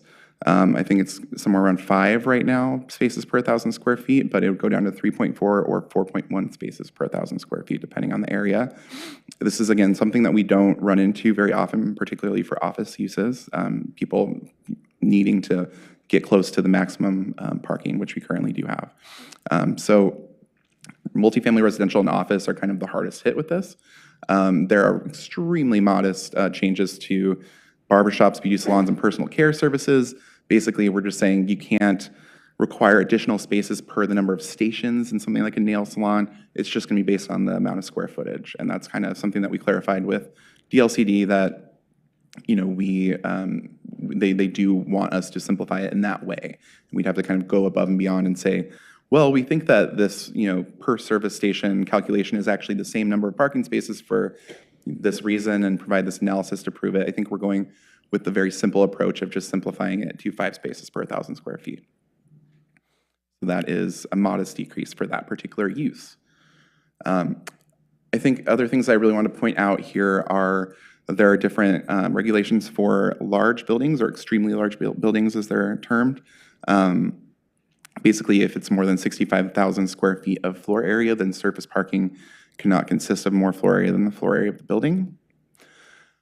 So that is a sort of rule specific to those large buildings. And then there's also an exemption, as I provided earlier, as I mentioned earlier, that any non-surface parking is exempted from parking maximums. So that is a helpful thing for folks that want to put more parking spaces than the maximum, potentially in a structure or garage type of underground parking situation, something like that. There are additional uses that are excluded from these maximum parking regulations. Essentially, what we proposed does account for that. So again, I don't want to go too much into the details. I really want to point out the highlights. So non-surface parking, garages, underground parking, it's not applicable to. So what we proposed is essentially trying to simplify the maximum parking regulations to the fullest extent possible while complying with both Metro and CFAC. A lot of what that involves is actually increasing them for a number of these uses. So the idea is to make them consistent. It's a very small increase, but essentially the idea is instead of saying we have 3.4 spaces per 1,000 square feet for this one use and we have 3.7 for this other use, just say 3.7. Try to make it as consistent as possible for both things so that we don't have this labyrinthine sort of maze of different regulations that we can't really even trace back to what they were generated based on. We can't even really quantify why they are the way they are. So anyway, I think we want it to be as, again, clear and easily navigable as we possibly could with this new table. And so I think that was the approach that we presented to the Planning Commission and they supported. So again, the changes really reduce the maximum number of spaces for just multifamily residential and for some commercial, primarily office, But there would be modest increases to a bevy of different types of uses, as you can see, and I'm not going to read all of those. But there are a lot of uses that are impacted here, and really what we propose is just kind of aligning and simplifying things to the fullest extent that we possibly could, even in kind of the way we describe the uses and their sort of connection to actually what we've defined in the use table. I don't want to get into these details too much, but basically our current parking table has different sort of descriptions of uses than we actually have in the use part of our code. So we wanted to align and streamline and make these things relate to one another. And so that's, again, what we proposed. Councilor Mubel. No, like, if I understand you, the increase in the maximum number of spaces will be like impacting elementary schools, for example, and high They will have schools. a slightly higher amount of spaces that they're allowed to build. While they're still, I'm not sure the extent to which they would run up against those maximum parking regulations, but it's a change from, and this is a weird one because it's based on the number of staff and students, but it's something like 0.25 to 0.3 spaces per student and staff. So there would be a modest increase. Wow, that's a difficult one for the schools. The maximum. Yeah, it's actually becoming more flexible for schools. Oh, Yeah, more? yeah. Okay, no, because I was saying that's what was the point. It's, okay. Yeah, so, I think Kids have somewhere to park the car. Okay. it is consistent, I guess, with the idea of this market-based approach that I heard council support of before, where if they don't want to provide parking, they don't have to. But if they do, then there will be ample flexibility for that to be provided on site. That's kind of the spirit. Councilor Burke has a question too. And I think you touched on this, but if you could just clarify, currently, how often do our developers go to the maximum? I don't think we have more than a couple of examples in recent years, but Jessica would know more. I was thinking it was probably kind of rare that we had people It building is. to the maximum. I can only think of one example off the top of my head, and it was in Lake Grove, and it was a bank. And they got around it by partitioning their lot and putting what they call a commercial parking lot on the back so they could get more parking.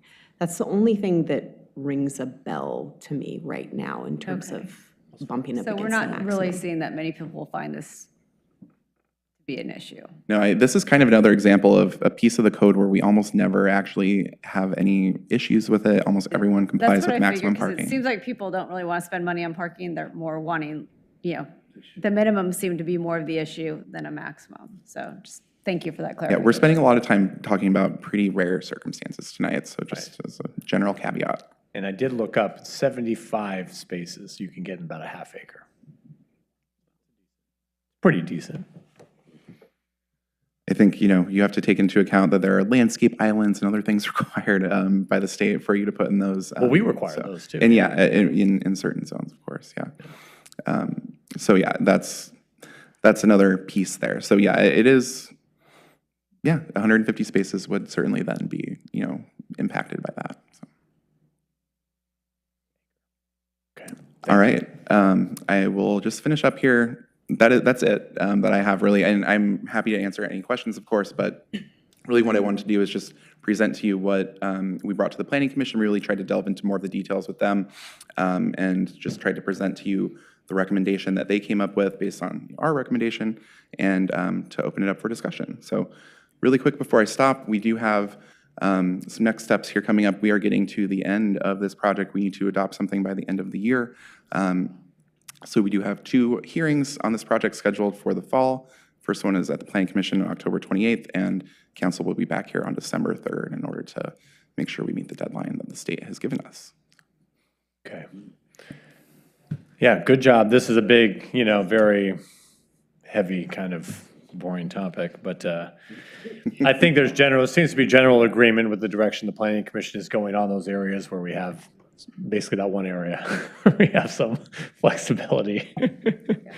And I was thinking, like, in practice, those questions you asked the LCD in your email that were really good. It's more, as this goes into the future and like that change of use question, we don't want people to get hung up, or the city put, where they're just doing basic stuff like changing out a tenant. We're like, well, and putting them through this big process where I saw in the thing that you'd have to take away parking, like put planter boxes. I mean, it's just like, I mean, that is a little absurd, you know? So hopefully there's a way we can think, and I don't know if there's a way we can, if there's shared parking, we can kind of think about a wider area, but to come in and recalculate and say, oh, well, now, you know, now it's a barber shop instead of a, you know, financial It's sort of the services opposite firm. of what we do now, right? Right now, we have constraints on what new uses can go in because they don't meet the parking minimums. And so essentially what we're doing is we're flipping the problem. Exactly.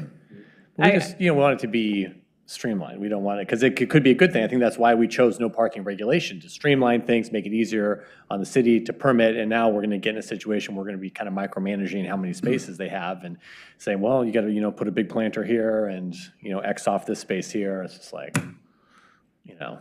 Yeah, we want to avoid that, and I think increasing the maximums will help us do that. Yes. Okay. Well, yeah, that's true. Big time. So you think the work that you're doing will affect how much of our building activity? So when you say, you mean just like the overall project, not the stuff about half Overall acre? stuff. Yeah, okay. I mean, are we spending an inordinate amount of time on this for 2% of our effective rate? I think we're spending, the time we're spending is going to be extremely, like, we're going to really run with it. It'll be an efficient use of time, I think, in the long term, because we're spending that time simplifying and aligning things and removing barriers. And I think that's going to pay out in dividends over the course of time. So that, you know, I think it has been, you know, a lift, and we have had to dive into these details for things that aren't really the content of what we're really here, you know, wanting to talk about in the first place. That have to do with these really rare circumstances. But we pushed through it, and we just wanted to kind of not have the hearing be the first time we presented you all with this information, so that, you know, we don't have to necessarily get bogged down in all that stuff when we talk about this in December. So, you know, I guess just thinking of the alternative approaches, if we were to have used this time to, throughout, you know, pursue one of the other options, it might be a little bit more of an unfortunate use of staff time, I guess. Yeah. Okay, as long as you feel we're productive, that's good. Because we got a lot of excited planners in terms of this is going to simplify things quite a bit at the counter. So, yeah. Good. We like that. And did I understand, so there are some uses for which there's no maximum? Or is there always a maximum? That's right. Does Metro impose a maximum? Currently, and even under what we propose, we don't have to have maximums for multifamily residential outside of that Zone A kind of transit accessible, quote unquote, area. So yeah, we currently don't have any maximums for any residential uses in the city, and the only ones that we'll have will be for multifamily. So there will be no maximums for single family through middle housing either. And some commercial uses, yeah.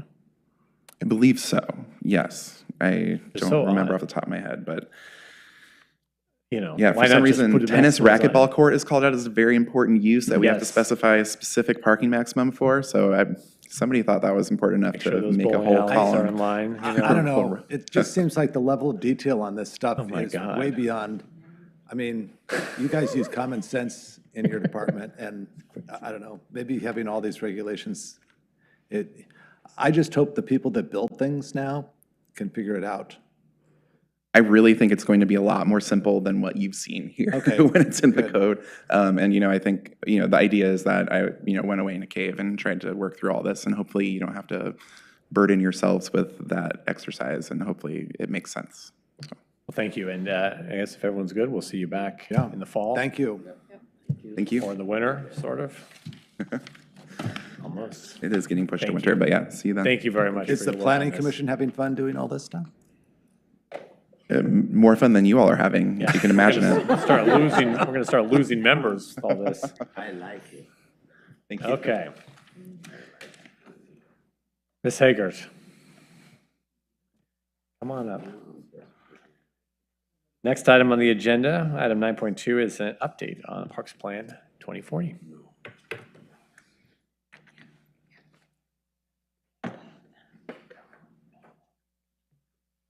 Good evening, Mayor and Council, and welcome back. I am here tonight to give you an update on Parks Plan 2040, which is our long-range park and recreation system plan, and also to get your feedback on a large report that is the culmination of a lot of work that we've been doing over the last 6 to 8 months And I have with me Matt Hasty, who's the project manager for our consultant team with MIG. Matt's going to go through a brief presentation, and then we're really here to get your feedback, so we're open to any questions. Okay. So take it away, Matt, and I think you're going to be sharing the screen on your end. Yes, I am just about to do that. Can you all hear me okay? Yes. Excellent. And can you see the presentation I've got up? Yes. All right, excellent. All right, so yes, I will walk you through a presentation, just give you a quick status report on where we are in the process, talk a little bit about the community engagement work we've been doing, particularly things we've been doing this summer, talk about the most recent sort of technical analysis that we've been doing, which is overall needs assessment for parks and trails and recreational facilities and open spaces.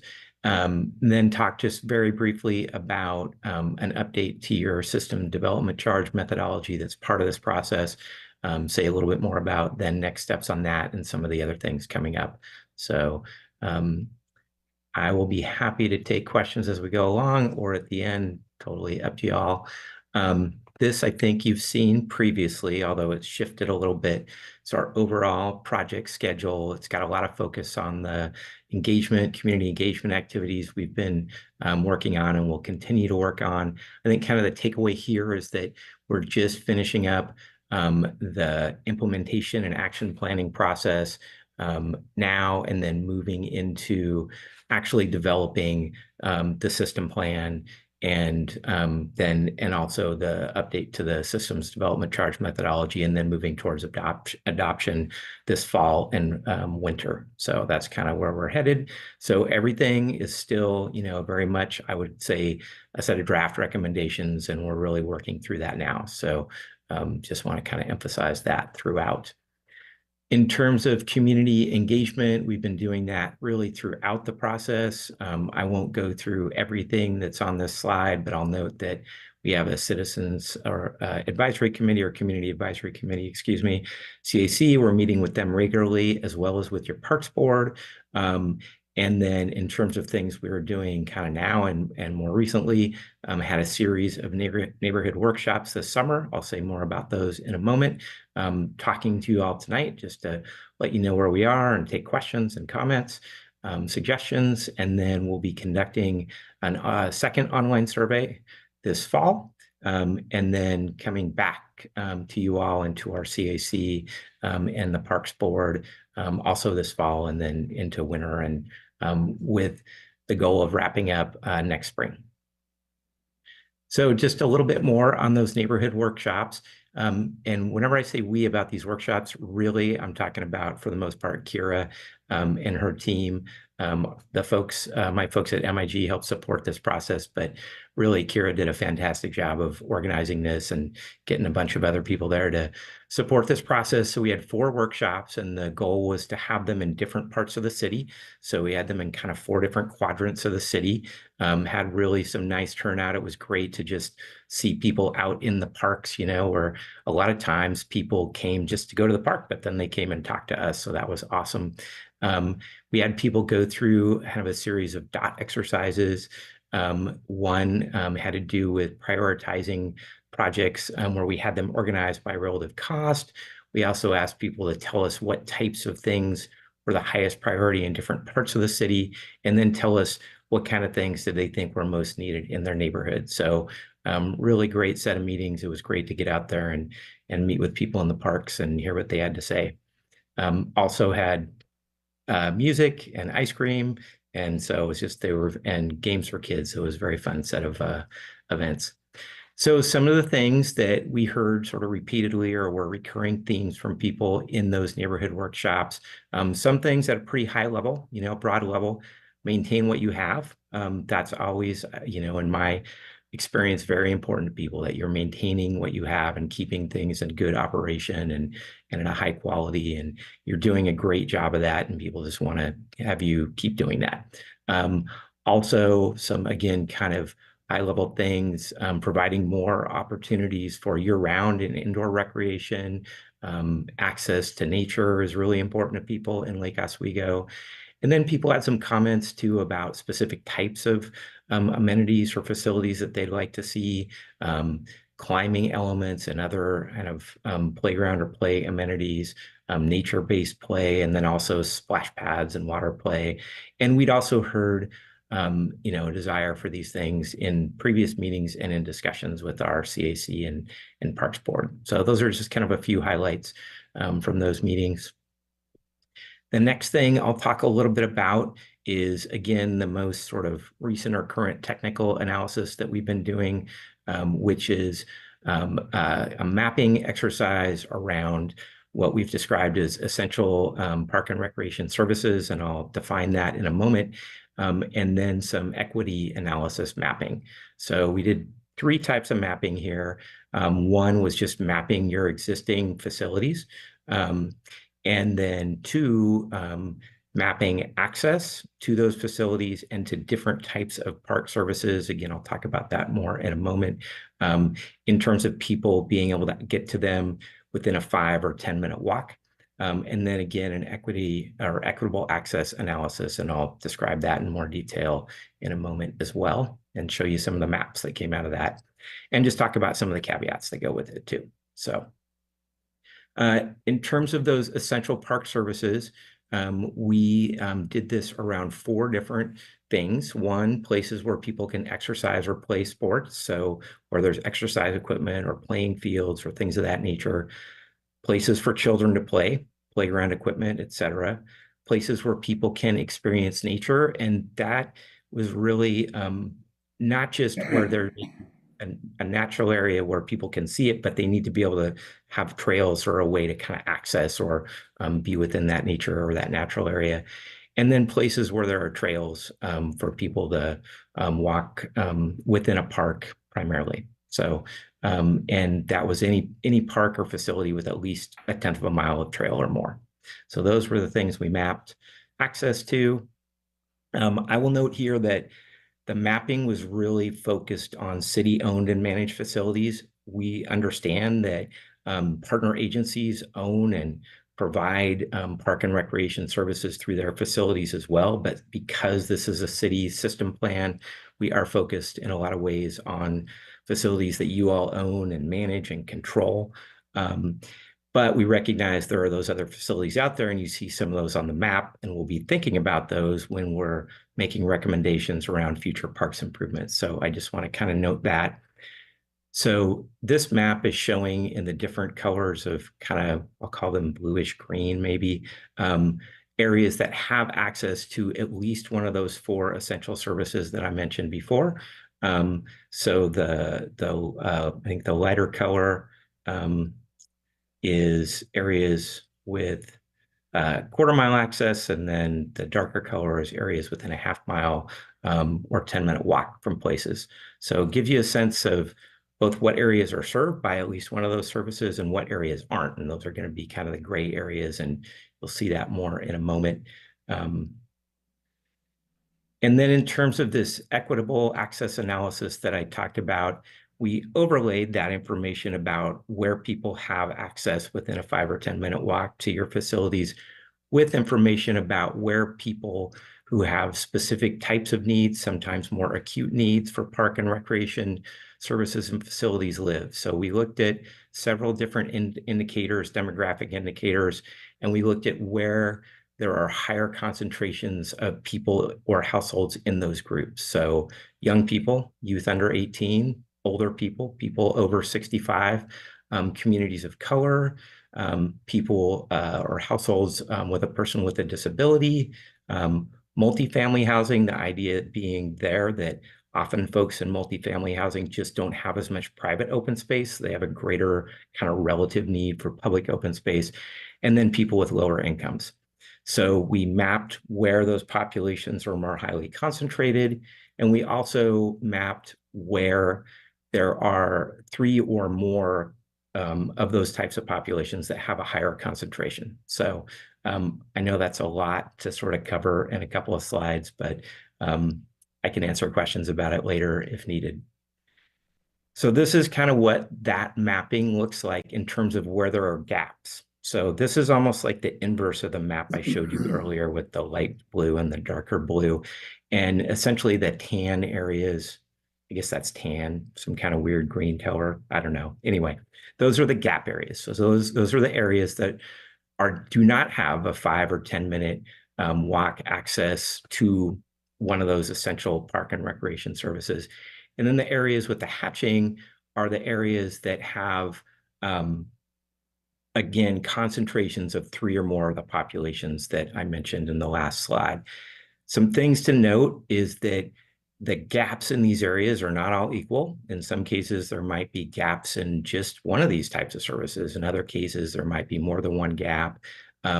So it's a little more nuanced than the map indicates, but it does give you a sense of, again, kind of where the gaps are and where some of those populations are focused. So we did this work, we presented this to our CAC, and, one of the things we heard from them was, well, this doesn't tell the whole story. There's some more nuances here. We think it's really important for you to capture those things in mapping these areas and describing these areas. So some of the things that they focused on when they talked to us about that, and we had a subsequent workshop with them and sat down for several hours around maps and talked about these things.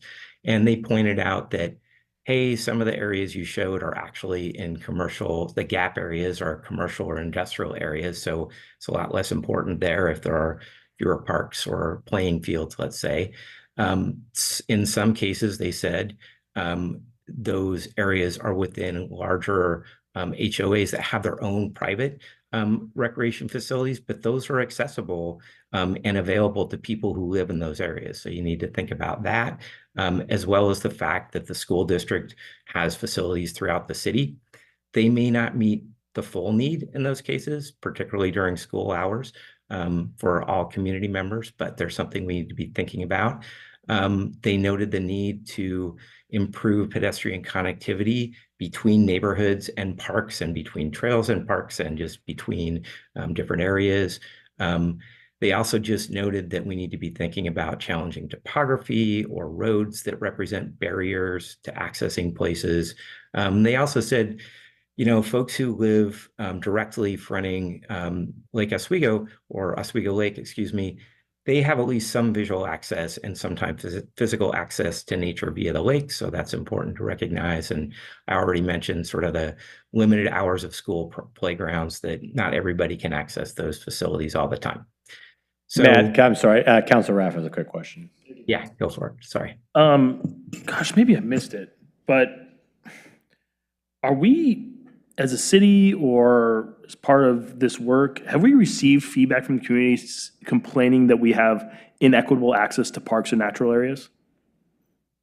We've received some comments from people saying, oh, I live near this park, but I can't access it. And so these people who live over here can access it. So that's why we're when we're talking about like reducing barriers to our existing facilities, we're talking about making connections so that people, for example, who live, if you can look at the map on the screen, live on one side of Waluga could actually access the park via walking. So that's what this analysis is like a walkability analysis.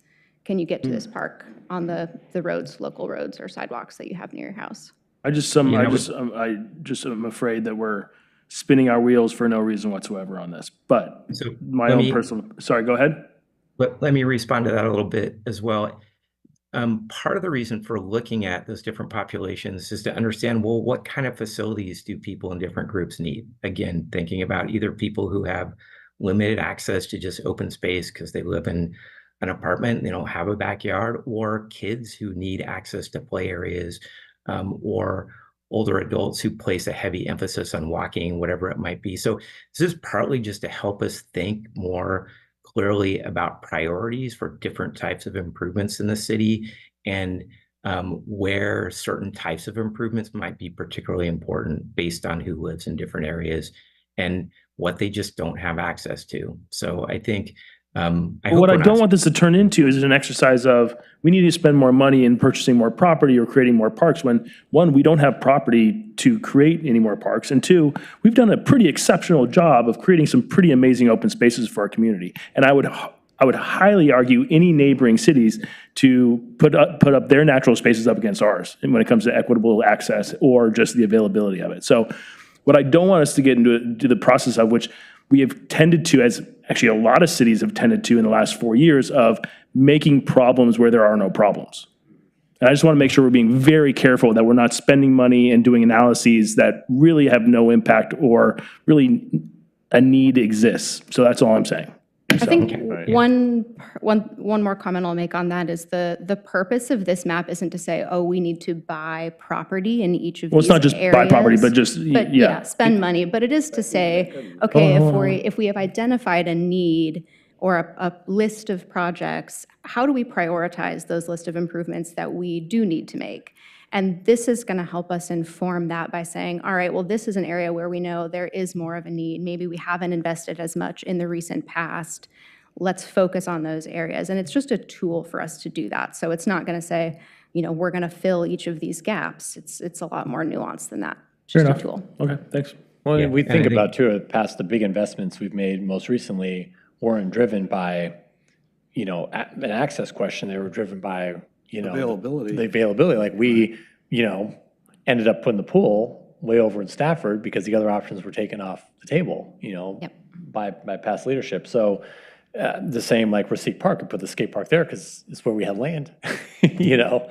So we haven't really been in practice saying, well, golly gee, you know, and we've spent a lot of money and it hasn't been, you know, doing anything like this.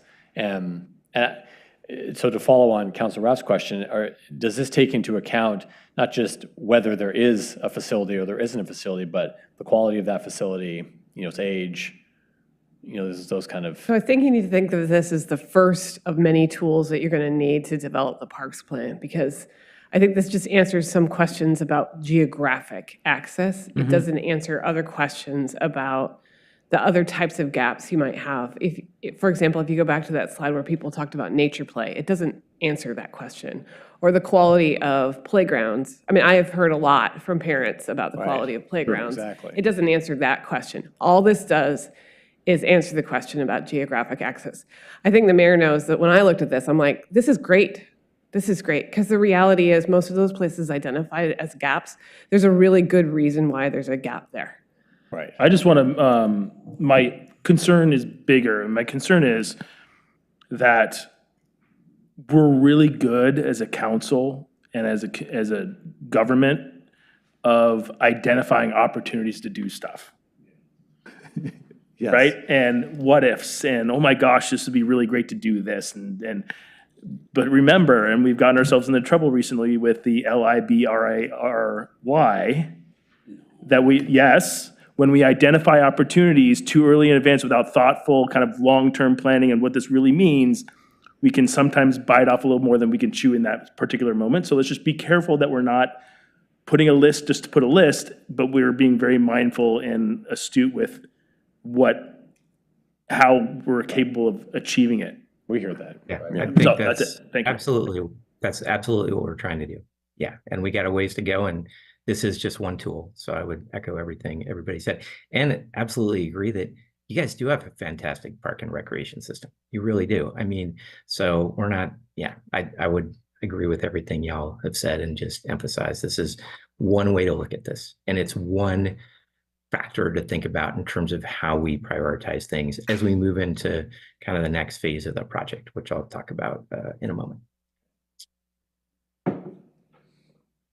All right, so this is my last slide, I think, on this mapping piece. And the thing just to point out here is that this updated map reflects some of the things that I talked about a moment ago in terms of some of the caveats and nuance associated with what we heard from the CAC and what we further kind of evaluated and described as, you know, where there are caveats, where there are opportunities. And again, we're not talking about needing to build a new park or a new facility in every one of these places. There's a lot of different ways to help address some of these gaps. So we do hope and plan to be mindful of that as we move forward.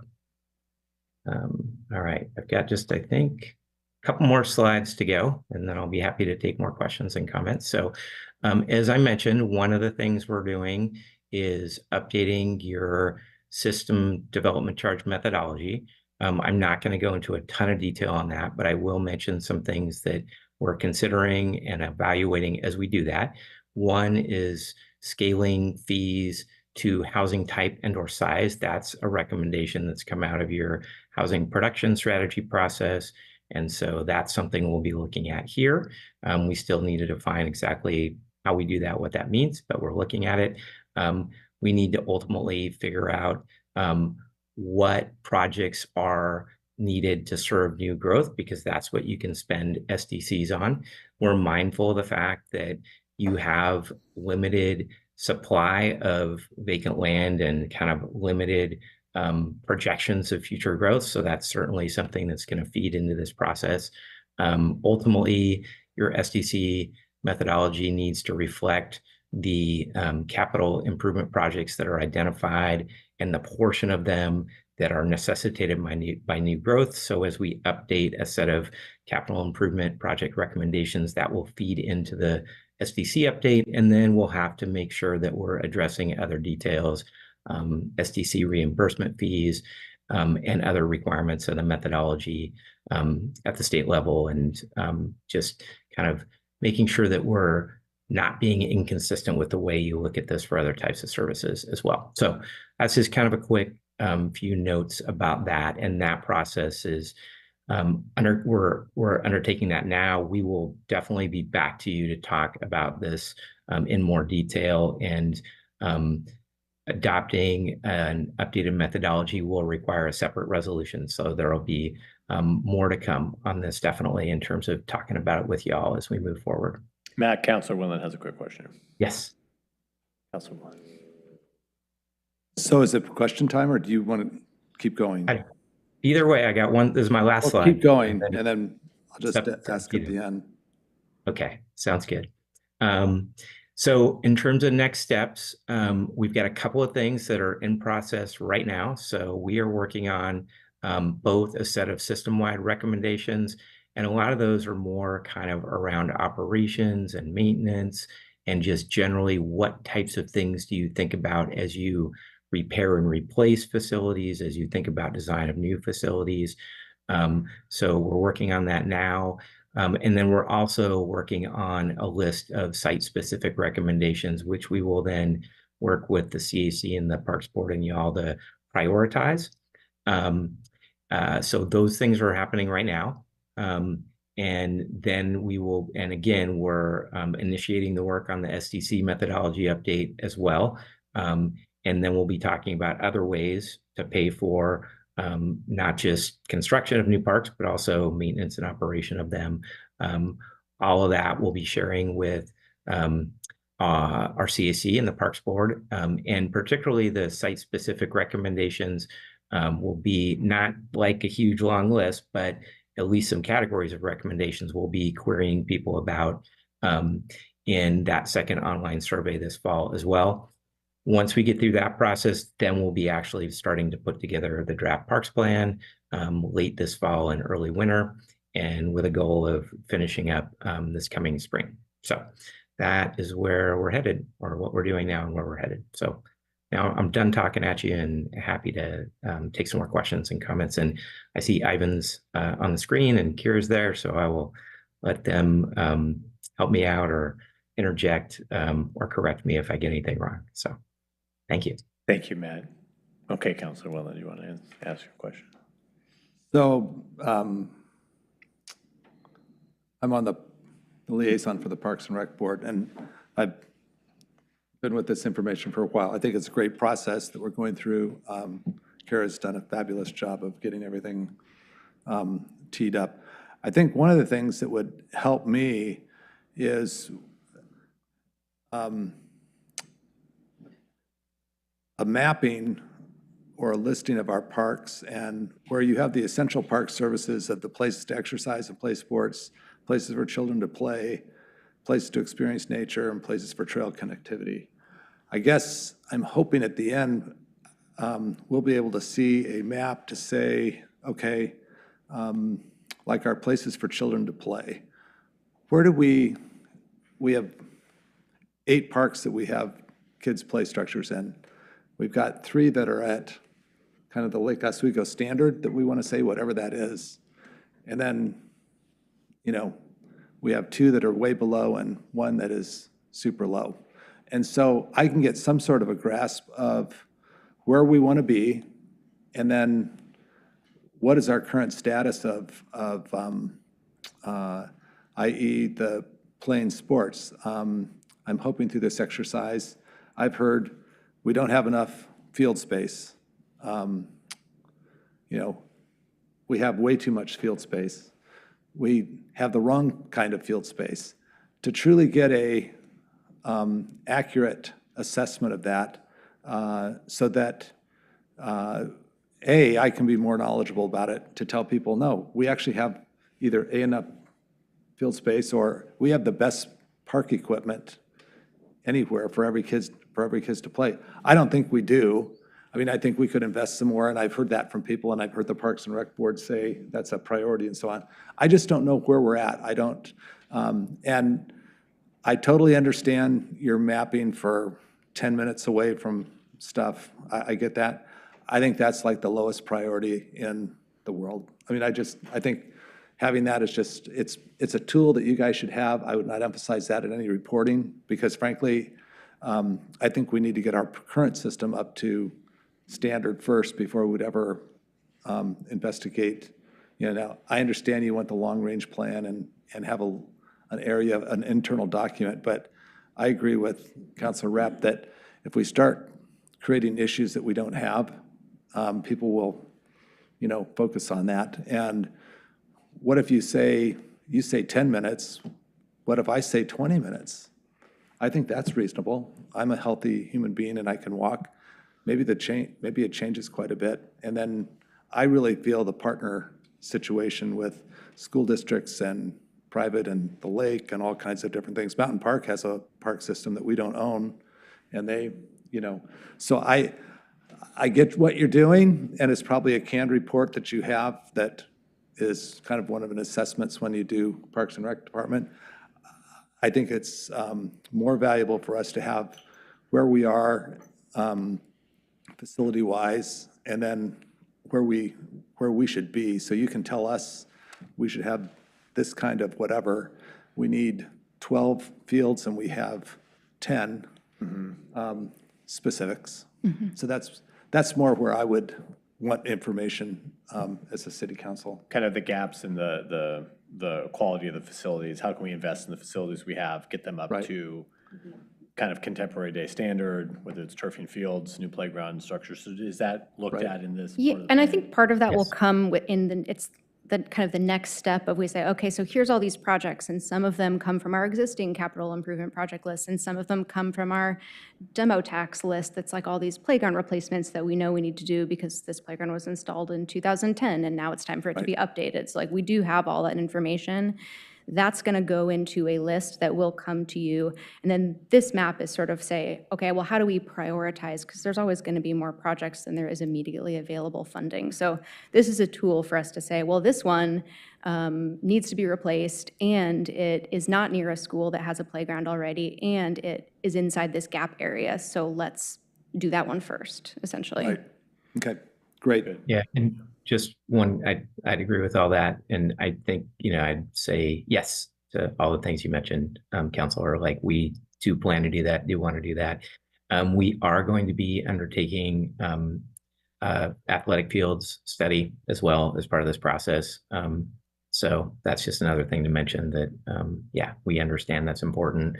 And we are looking at really all those kinds of things you mentioned as part of identifying a set of potential improvement projects, and then we'll be going through that process of prioritizing them. And the mapping I focused on in part because it's something we've already done. Right, right. No, But I get the it. other things are coming up. Yeah, and we will, and it's one tool, and we'll be looking at all those other things you mentioned. The other thing I want to chime in on, if I may, if it's all right, is that it does help us with national and regional benchmarking. This is the way that NRPA, which is the National Park and Recreation Agency, does their benchmarking. A lot of other agencies do that. So it helps us say, here's how we're comparing with other agencies in the region. And that's just kind of become the standard way to do that work. Right. So, Okay, so if it's 5 or 10 minutes, is that kind of the national average of yeah, what? usually a quarter mile, half Okay. mile. Well, we need a more healthy More cardio. people. Yeah, well, And yeah, we should be blue zone. We should be like 30 minutes. It's like a turquoise zone, right. I think. We're not quite there yet. On the field space, I think it's the capacity part too, which is different with a artificial turf versus a grass field. And so that's the kind of data that we need to know as well, so that we know, as we've learned, West Waluga Park or Westlake, but West Waluga, when we put the baseball artificial turf in, I mean, that increased the capacity by like 3 years each year, almost. I mean, it was just exponential because all of a sudden now people could play when it was raining and it wasn't a mud field and so those are the types of capacity issues that we're interested in. So anyway, We've absolutely heard that comment of people saying it's not just building new fields, it's how do you coordinate scheduling between school district facilities and city facilities, and how do you add artificial turf or increase, winter playability? Those are all things we're considering. Great, thank you. Councilor Afghan. Thank you, Mr. Mayor. Director or Ms. Haggard, what city has better parks than we do? Oh, none. There we go. I think we rest our case. Thank you, Councilor Rath. I consider, I travel a lot. I've seen many national and international cities, and I have yet to come across a city that has better parks than we do. And they are neighborhood parks, they have regional parks, and so on and so forth. I think I've mentioned this to the entire leadership, Parks and Recreation staff, that I consider us having one of the best Parks and Recreation across the nation and some internationals. So I don't know what my colleagues over there are thinking, but that's how I think, and I have pictures to prove it. So knowing how I value our parks, I also understand what this plan is all about, 2040. So we want to look at where do we want to be 15, 16 years from now, and how do we get there? This doesn't necessarily mean that we're listing everything that we can do unconditional. This just means here's what we have done a study, and if we wanted to take the next step toward that, these are the projects we have to do, right? So I'm all for this planning. I'm all for data. When we get to have this study session about when we take the next step, what are the things we have to do and how do we get there? So right now, I'm not making any commitment to any projects or adding any parks because I believe we have the best parks around half the globe. So thank you to the staff. Thank you to the entire team that's doing the planning. And from the business point of view, we cannot outrun our annual operation and maintenance cost by adding. So those are what comes to mind that I wanted to share with you. Thank you. Thank you. Thanks, Councilor. Councilor Corrigan. So we know that Lake Oswego is going to look different 15 years from now. We've done a lot of planning for growth. And one of the things that occurred to me was I frequently go by a large new apartment complex that's happening on Meadows. And there will be families living in there because that actually, as we're learning, is affordable for families. So I'm wondering, when you know you have something like, thinking about the mapping, you know you have something like that coming on board, how does your mapping system work with where we think we're going to see these pockets of infill as we decide where we're going to allocate our time and our money? I mean, is that factored into what we were looking at with those maps? Oh, go ahead, Matt. I was just going to say, at least in terms of where there are currently I think we looked at where there are concentrations of multifamily housing. I think we might have also looked at just zoning that allows that. And that was one of the factors we looked at in that equity analysis. And again, you know, that's a tool we can add a little bit more nuanced and qualitative information about that. You know, we know there's stuff coming in, you know, we can reflect that in, again, relative need and priority as one factor for y'all to be thinking about. So sorry to interrupt, Kira. Well, I was going to add that we did consider a couple of projects that we knew were happening, like the Habitat for Humanity project, for example, that shows up on our equity index mapping in the somewhere in the appendix when you see the large map, and you'll kind of see a couple of spots highlighted because we knew those were in progress projects, since we wanted to make sure that we were considering those. But again, these are all tools to help us prioritize. So when we're saying, here's this project or here's this new development, like how can we prioritize projects that will serve those new families? We just kind of look to what the zoning is, what might be possible there, as Matt said, and anything that we know is in the works.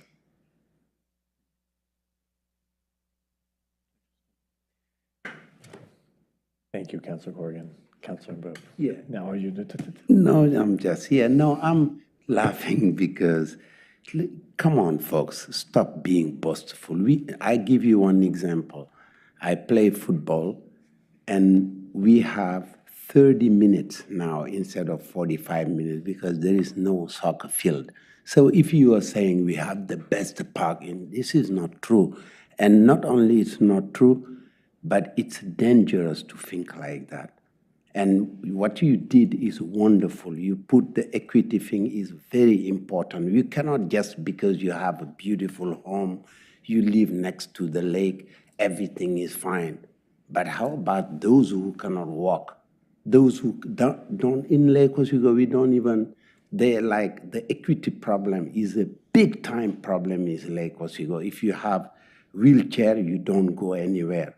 So come on, folks, like we are elected to make this city a beautiful city. But if we, in the world, no, not even in Oregon, let's face it, we have problems with our parks, and we are going 2040, 16 years from now. What should we do?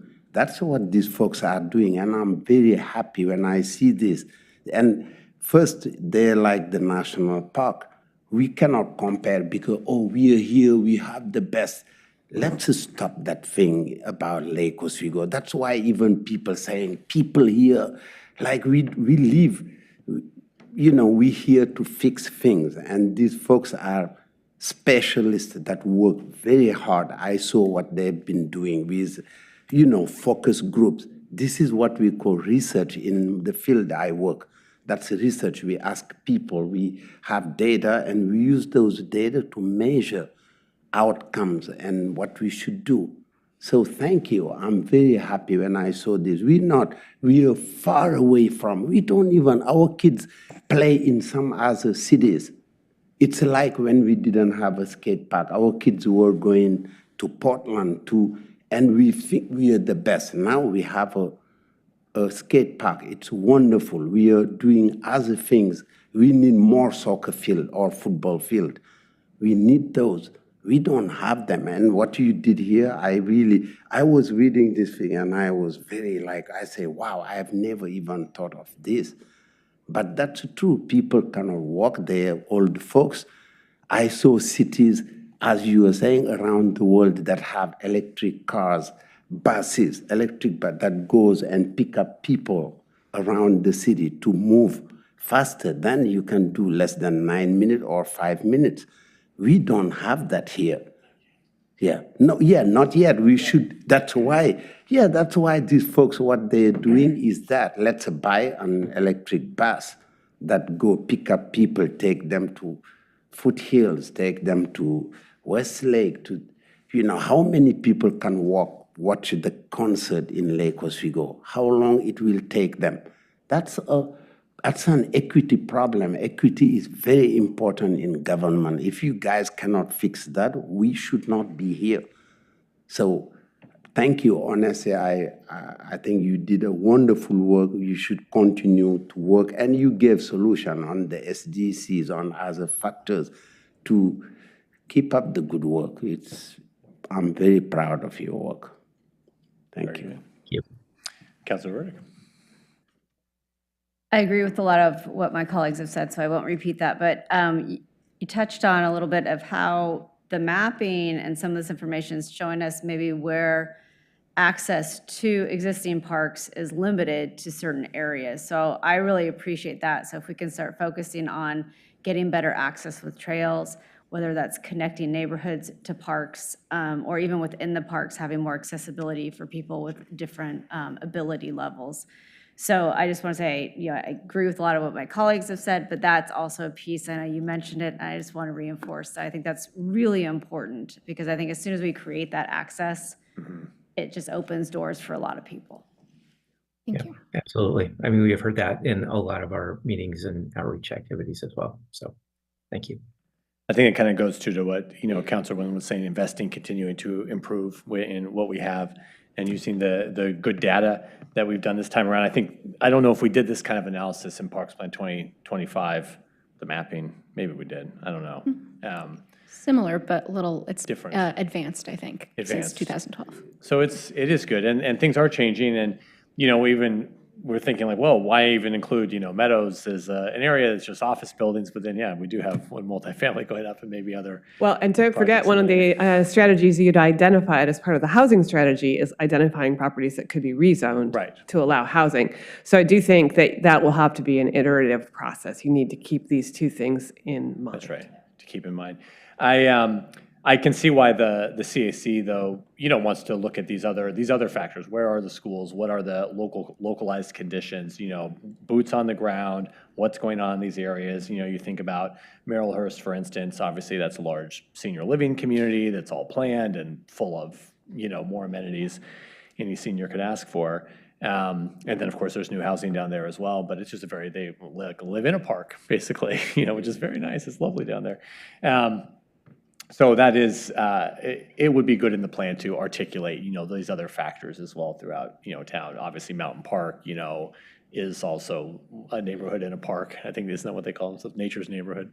So one point that came up in the report is kind of a trend, the sports tourism, that I didn't see otherwise kind of articulated further, but thinking about with the new facilities we have, especially with the pool facility, with potential other field there at Rasique, combined with what we have at Hazelia, it would just be interesting to ferret that out a little bit as part of this parks planning, and as we're thinking about additional investments in the Hazelia area, and what is the potential for economic development and sports tourism in the area that benefits the community and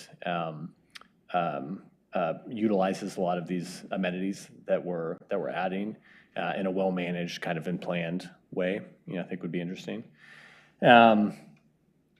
There's also we're seeing now with just kind of some conflicts between uses. We see with the rise of the electric bikes, we get folks that live down in the foothills area who have run-ins with people, speeding on the trails, and we allow bikes on the trails. We want people to bike on the trails, but they're riding electric bikes on the trail. They're probably not supposed to be on the electric bikes to begin with, whatever.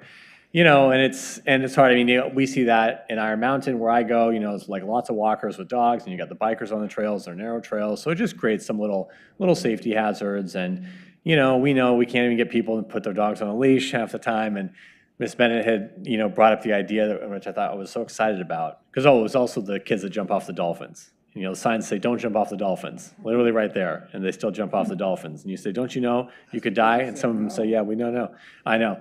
And so the emotionally intelligent signs, I thought, oh, what a great idea. We got to say, here's why you don't want to jump off the dolphin, because here's this kid that did it, and now, they're in a wheelchair, or whatever it is. So and maybe that would work with the dogs too.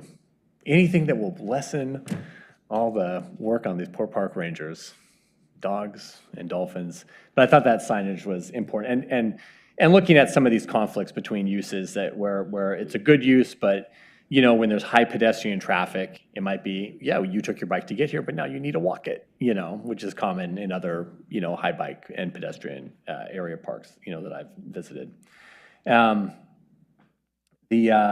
assuming that the other thing that I didn't see, and again, this might just be because the stage we're at, but I didn't see anything in the draft about all of the kind of the events that Parks puts on. Farmers market, the community-wide events, the cultural events, the concerts in the park. I mean, these are some of the most popular things that we do, and the Parks Department does such a great job putting them on, and they seem to be really valued by the community. And I know that we've kind of, as a council, like which events, you know, do we really want to support now that we've, especially the cultural events as we've gone these last few years. So it might be good in the plan to kind of identify what are the events that we really want to focus on, always, you know, keeping an open mind and stuff to the future. But kind of looking at that. And then I'm assuming there's going to be a list at the end of kind of project, like prioritization, where we go from here, not just capital improvements, but looking at both the, you know, so the SDC methodology, but also how we do fund improvements to existing parks, a funding strategy. Okay, non-SDC eligible type. We can't demolish every house. Pay for this. It's a real tricky situation we're in. And this is just the needs assessment. So this isn't the draft plan. There will be a much larger, more detailed, more graphically appealing final report that you will see this winter. Will that be before 2040? Before the year 2040, yes. Oh, okay. Oh, good. There was just one, sorry, we did add, there was one topic talked about transit, and we did just add the line 153, and it is going by, so we should get that. I think that's probably has happened since we even drafted the plan, so. Yes, it has, but very exciting. Let's get that new bus in there, okay. All right, well, thank you, Ms. Hagert. Matt, Ivan, thanks for being here as well, popping up on the screen. Great, good work. I mean, you all in the community have put a lot of work into this. The CAC is doing a great job, Councilwoman. Thank you for liaisoning to the Parks Board as well. Everyone putting a lot of work into this big effort. The community highly values these parks, and they love them because of the great work that you all do on the ground every day, designing, bringing more amenities to the community, really doing well by Lake Oswego residents. And with these parks, people are coming from all over to see our parks. It's great. Just to let you know how conscientious some it. Lake Oswego people are, I talked to somebody who went to one of our open houses, and they had such a fun time with their kids because they had popsicles and they had games and whatever, that they said, well, we're going to go to the next one too, but we're not going to give input because that would be voting twice. And I'm like, oh my gosh, we have such an honest citizenry, but it was a great fun party that people really enjoyed. So anyway, I thought that was a big, huge positive benefit, so. Yeah, Anyway. that's great. Thank you, Councilwoman. Okay. Ivan, do you want Director Anderholm, you want to say anything? No, I'm just here to support. I agree with everything that council said, and I'm looking forward to, as we move this project forward and get into beyond the needs assessment into actually the project planning portion of it, and how we're going to address those needs that have been expressed to us through public engagement. Great. It's an exciting time for parks. Yep. We're Thank you excited. for all the thoughtful comments and recommendations. I really appreciate it. Thank you, Matt. All right. Thank you, Ms. Hager. All right. Okay. Yes. Oh, yeah. It's a great shirt. Does we've been gone, does any kind of, what do they call it? Show and tell? Anyone talk about, what did you do on your summer vacation? No. Updates from council? No? Okay, well, I have one. Now, because we just approved the WMIA contract, I know that everyone read it cover to cover and learned in reading it that in Lake Oswego, when employees have been here for 5 years, they receive a special pin. Well, tonight, this past month, while we were all on recess, City Manager Bennett celebrated her 5-year anniversary. Oh! Yay. And so I'm happy to present her tonight with her 5-year city pin. Yeah. Wow. 5 more years. That's 5 more years. Right. And for your consistency, the community has decided to give you at least 2 more years of all of us. Maybe. Not yet. Maybe. Not yet. They haven't made that decision. But thank you very much. We are so fortunate to have Martha as our city manager at Express, one of, if not the most talented city manager in the state. So thank you. Very nice. Thank you very much. It's hard to believe. And if we could avoid a pandemic in the next 5 years, it might make it more fun. See, well, we got that out of the way early on. Took care of that. Smooth sailing. I have 2 things for all y'all. First, I just want to give a public shout out to Wes and Kimball. I don't know if you know, but yesterday we had a big power surge that took out the city's website and all of our internet access. And so IT staff Wes Pay and Kimball Harless worked for over 8 hours yesterday to get the website up and running on Labor Day. So huge shout out to them. And I don't know if you noticed, but Wes was here at the beginning of your meeting. So the next time you see him, please say thank you. Or maybe you all have his cell phone number now because he texted you a link to the council packet, because that was one of the panic moments I had when I realized what was going on. Then my second item is just make sure you all know that the cultural exchange, which is I think the most fun of our community, I shouldn't say that because the other ones are all fun too, is on September 15th. And I don't know if you were all aware of that, but it's Sunday, September 15th in Millennium Plaza Park. I don't remember the exact hours, but it's the event that we do at the beginning of Hispanic Heritage Month to celebrate the diversity of Lake Oswego. And that's a great reminder. And this Thursday is the preparedness fair.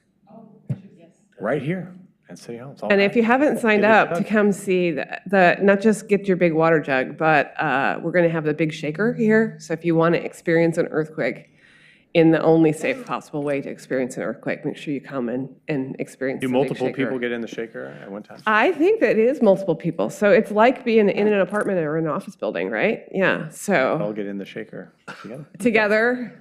Maybe that would be a quorum. I don't think that's a good idea. That'd be interesting. I don't think that's a good idea. If something were to happen. Very concerned about succession, less about the public meeting, so that's a no from your city attorney. I know. Okay. Well, thank you very much, everyone. Good first meeting back in the fall. We're adjourned. So we have recess until next September? Is that what you said? Yeah. Recess until the fall. Yeah, until the